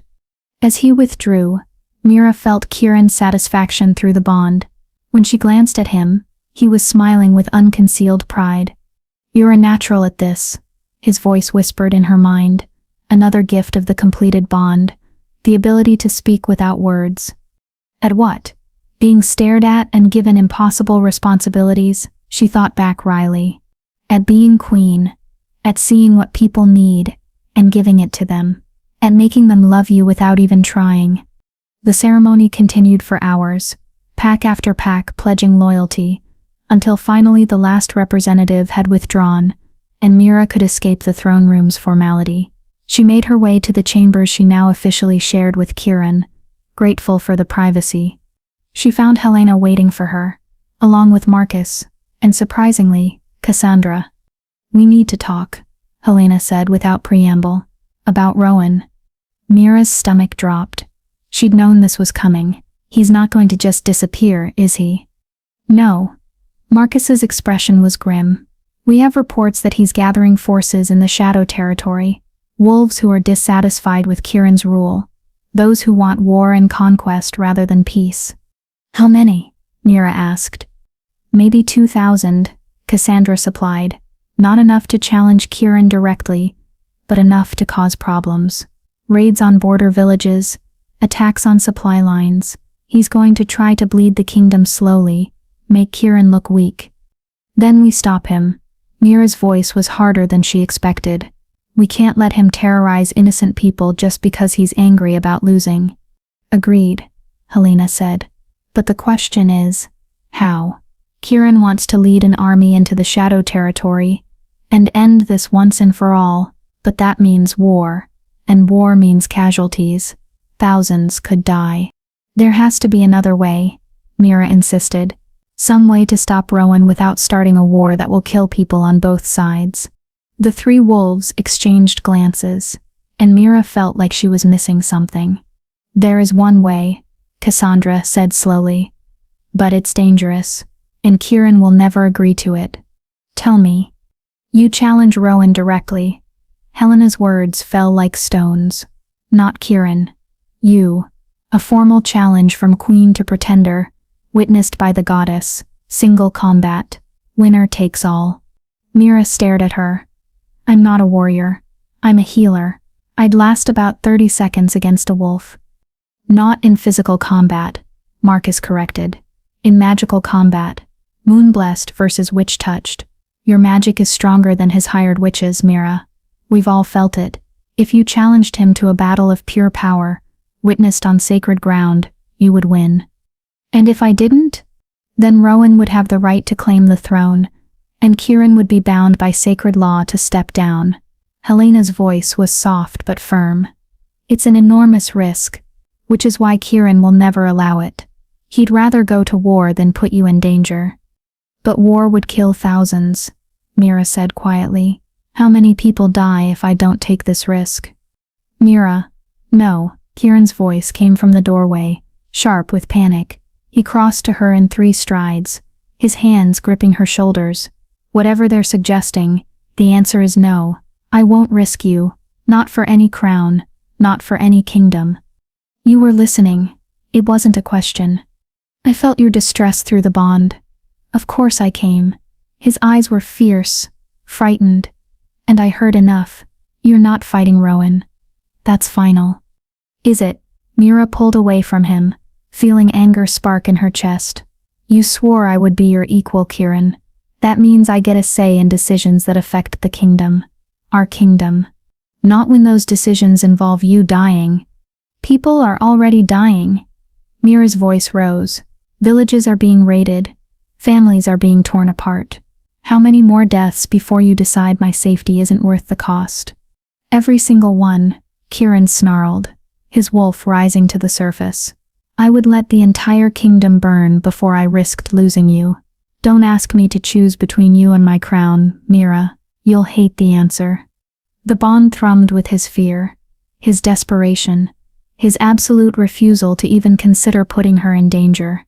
And Mira felt her heart break a little, because she understood she would feel the same if their positions were reversed. But understanding didn't make it right.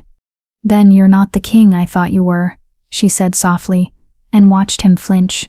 The Kieran I fell in love with valued his people's lives. He carried the weight of their safety like a sacred duty. He wouldn't sacrifice thousands to protect one person, even if that person was his mate.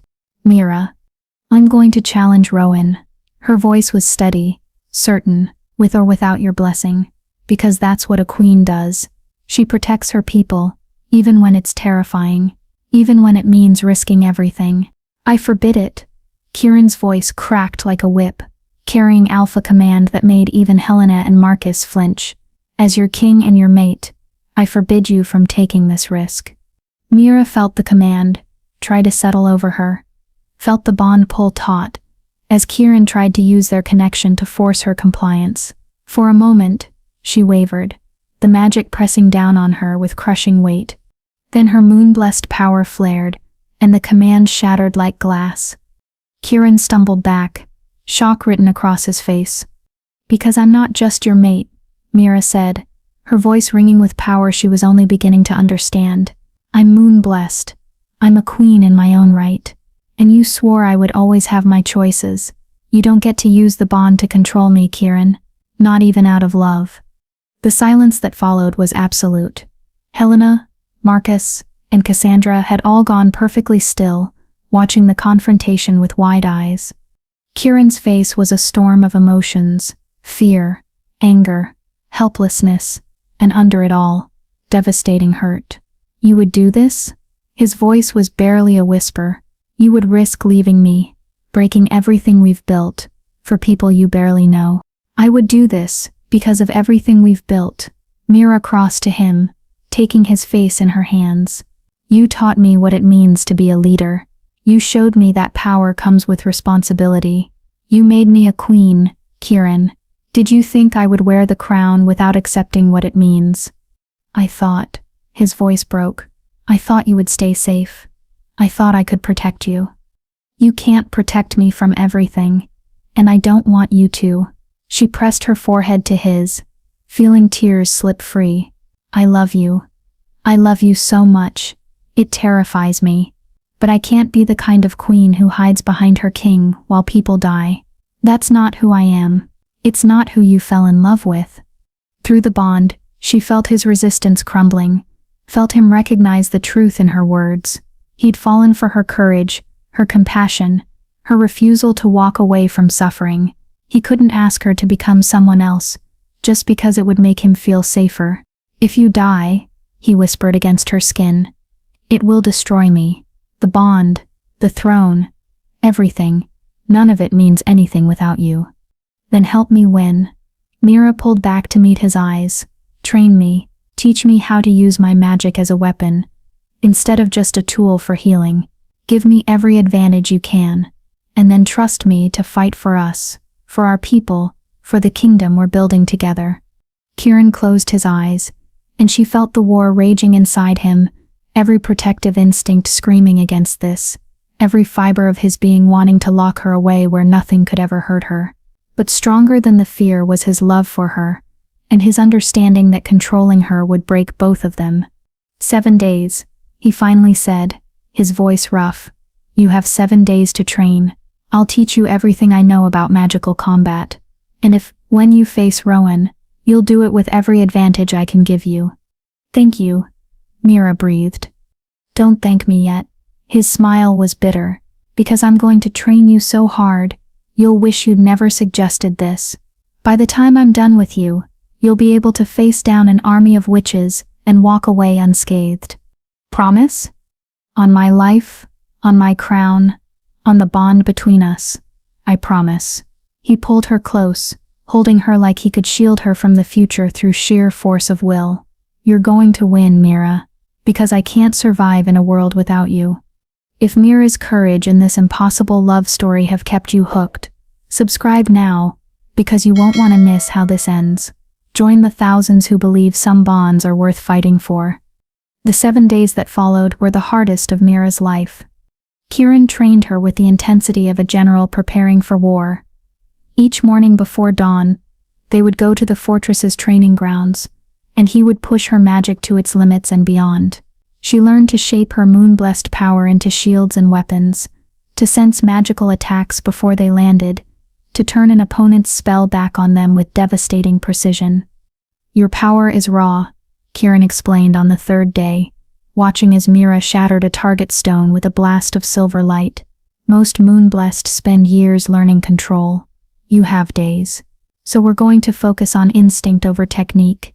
When Rowan's witches attack, your magic will know what to do. Trust it. And if it doesn't know? Mira asked, breathing hard.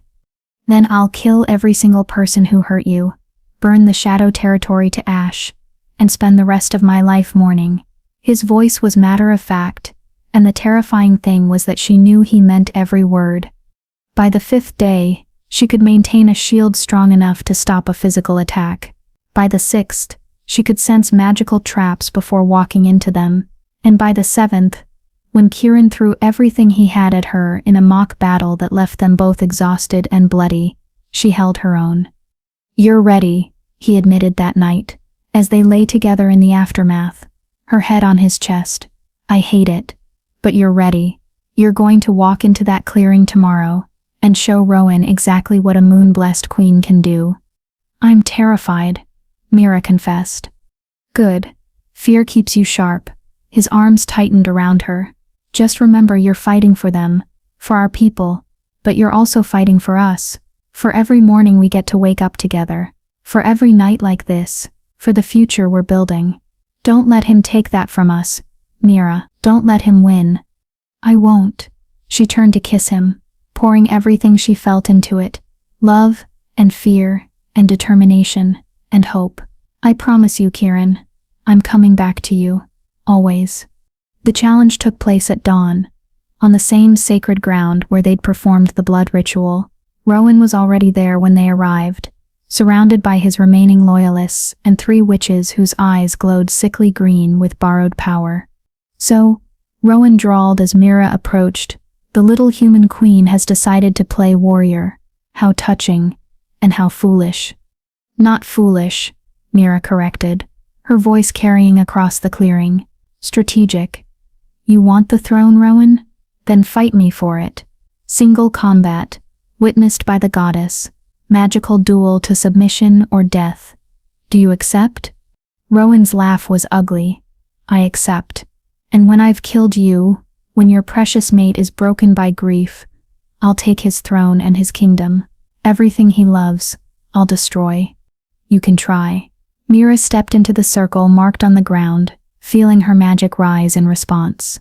The moonstone in her circlet flared bright, and power flooded through her, not just her own, but something older, deeper. The goddess's blessing, maybe, or just the strength that came from fighting for something worth dying for. The crone stepped forward to officiate, her ancient face grave. Let all who witness know that this challenge is sacred and binding. The victor takes the crown. The defeated forfeits all claims. There will be no second chances, no mercy, no appeals. She looked at Mira, then Rowan. When I step back, you begin. May the goddess favor the worthy. She withdrew, and the clearing fell silent. Rowan attacked first, his witches channeling power through him that manifested as green lightning. Mira's shield came up instinctively, deflecting the blast into a nearby tree that exploded into splinters. She retaliated with a wave of silver light that forced Rowan back 3 steps. They traded blows like that, for what felt like hours, but was probably only minutes. Rowan had power, the combined strength of 3 witches fueling his magic. But Mira had something stronger. She had purpose. She had love. She had a kingdom of people depending on her, and a mate whose heart beat in time with hers. She had everything to fight for, and that made her unstoppable. When Rowan's next attack came, a spell designed to rip the life force from her body, Mira didn't defend. Instead, she reached for the bond, for Kieran's strength and her own, and channeled everything she was into a single, devastating counterspell. Silver light exploded from her hands, so bright that everyone watching had to shield their eyes. It struck Rowan square in the chest, and he screamed, the witch's borrowed power burning away like paper in a fire. He fell to his knees, gasping, his eyes wide with disbelief. "Yield," Mira commanded, standing over him with power still crackling at her fingertips. "Yield, and I'll let you live. Keep fighting, and I'll end you." For a moment, she thought he might be stupid enough to try again. Then he saw the gathered wolves watching, saw his witches unconscious on the ground, saw that he had truly, finally lost. "I yield," he rasped. "The throne is yours." The clearing erupted in howls of triumph.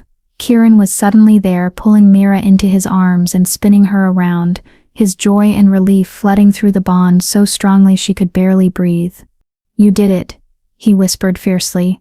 "My clever, brave, impossible mate. You saved us all." "We saved us," Mira corrected, clinging to him. "Together. Always together." The crone approached, her smile warm. "Well fought, young queen. The goddess is pleased." She turned to Rowan, her expression cooling. "You are banished from all 5 territories. Take your loyalists, and go. If you ever return, the curse of the goddess herself will strike you down." Rowan staggered to his feet, and for just a moment, Mira saw something in his eyes. Not quite remorse, but maybe the beginning of understanding. "You could have killed me," he said quietly. "Why didn't you?" "Because mercy is stronger than cruelty," Mira replied. "Because I'm not you. And because maybe, somewhere far from here, you'll learn that power isn't worth having if you have to destroy everyone to get it." He stared at her for a long moment, then nodded once, and turned away. His remaining followers, barely a dozen now, trailed after him, and Mira watched them go with a strange mix of pity and relief. "Is it really over?" she asked Kieran. "It's really over." He pressed his forehead to hers, his hands cupping her face with infinite gentleness. "You're safe. The kingdom is secure. We can finally just be what? Together, happy, whatever we want." His smile was brilliant, free of the weight he'd carried for so long. "You've given me peace, Mira. Real peace, for the first time in 20 years. How can I ever repay that?" "You already have." She kissed him softly, feeling the bond sing with contentment. "You gave me a crown, a kingdom, and a purpose I never knew I needed. You taught me to be brave. You showed me what love looks like when it's real and honest and worth fighting for." "Then we're even," he murmured, against her lips. "My queen, my mate, my heart." The wolves around them were celebrating, but Mira barely noticed. She was too focused on Kieran, on the bond between them, on the future spreading out ahead like an endless path of moonlight. She'd walked into a cursed forest to save her grandmother, and found a king in chains. She'd given her blood to free him, and bound herself to a destiny she never chose. But along the way, she'd fallen in love. She'd found her strength. She'd become someone she barely recognized, someone brave and powerful and capable of changing the world. The girl from Thornwick Village was gone. In her place stood a queen. 6 months later, Mira stood in her private garden, watching the sunset paint the sky in shades of amber and rose. The fortress had become home in ways she never expected, filled with laughter and purpose, and the endless work of ruling a kingdom. She'd taken 3 moon-blessed girls as apprentices, teaching them to control their power and understand their worth. She'd established healing houses in every major territory, places where the sick and injured could find care regardless of their pack status. She'd reformed laws that had been unjust, arbitrated disputes between territories, and slowly, carefully, turned the court of Night and Fang into something that resembled a true home rather than a battlefield. And through it all, Kieran had been beside her, supporting her, challenging her, loving her with an intensity that still took her breath away. "There you are." His voice came from behind her, warm and familiar. "I've been looking for you." "I needed some air." She turned to find him carrying a letter, his expression carefully neutral. "What's that?" "A message from your grandmother." He handed it to her. "She's invited us to visit Thornwick. There's a festival in 2 weeks. She thought you might want to come home for it." Home. The word caught in Mira's throat. She'd been back to Thornwick twice since leaving, but always briefly, always with the weight of royal duty hanging over her. The idea of going just to visit, just to be Mira for a while, instead of Queen Mira, was suddenly overwhelmingly appealing. "Can we?" she asked. "Is the kingdom secure enough for us to disappear for a few days?" "The kingdom will survive without us." Kieran pulled her close, his hand settling at her waist. "Helena and Marcus can handle things here, and I think it would be good for us to remember where we came from, to see the clearing where this all started. Where I freed a wolf from chains," Mira murmured, smiling at the memory. "Was it really only 6 months ago? It feels like a lifetime." "It was a lifetime." He kissed her forehead, right over the mark that still glowed faintly when she used her magic. "The life before, and the life after. And I know which one I prefer." "Me too." She stood on her toes to kiss him properly, pouring all her love into it. "Let's go. Let's visit Gran, and see the village and walk through that cursed forest together. I want to show you where I used to gather herbs, where I used to dream about adventure without understanding what it would cost." "And what did it cost?" Kieran asked softly. Mira thought about everything she'd given up. Her simple life, her safety, her certainty about who she was and what she wanted. She thought about the fear and the pain, and the impossible choices she'd had to make. Then she thought about what she'd gained. A love that would last forever, a purpose that mattered, a strength she never knew she possessed. She thought about the girls she was teaching, the people she was helping, the kingdom she was building alongside a king who saw her as his equal in every way. "Everything," she said honestly, "and nothing, because what I gained was worth infinitely more." Kieran's smile was radiant, and when he kissed her this time, it tasted like promise and joy and forever. They would go to Thornwick. They would visit the forest where their story began, and then they would return to Shadow Peak, to their throne and their people and their life together. Because Mira had learned something important in the 6 months since she'd freed a wolf from iron chains. Sometimes the greatest adventures don't take you away from home. Sometimes they show you that home was never a place at all. It was a person, a bond, a love worth fighting for. She'd been a village girl who freed a wolf. Now she was a queen who'd helped save a kingdom. But most importantly, she was simply Mira, loved and loving, brave and occasionally terrified, learning every day what it meant to be worthy of the crown she wore, and the man who stood beside her. And that, she thought as Kieran pulled her close, and the bond hummed with perfect contentment, was the greatest adventure of all.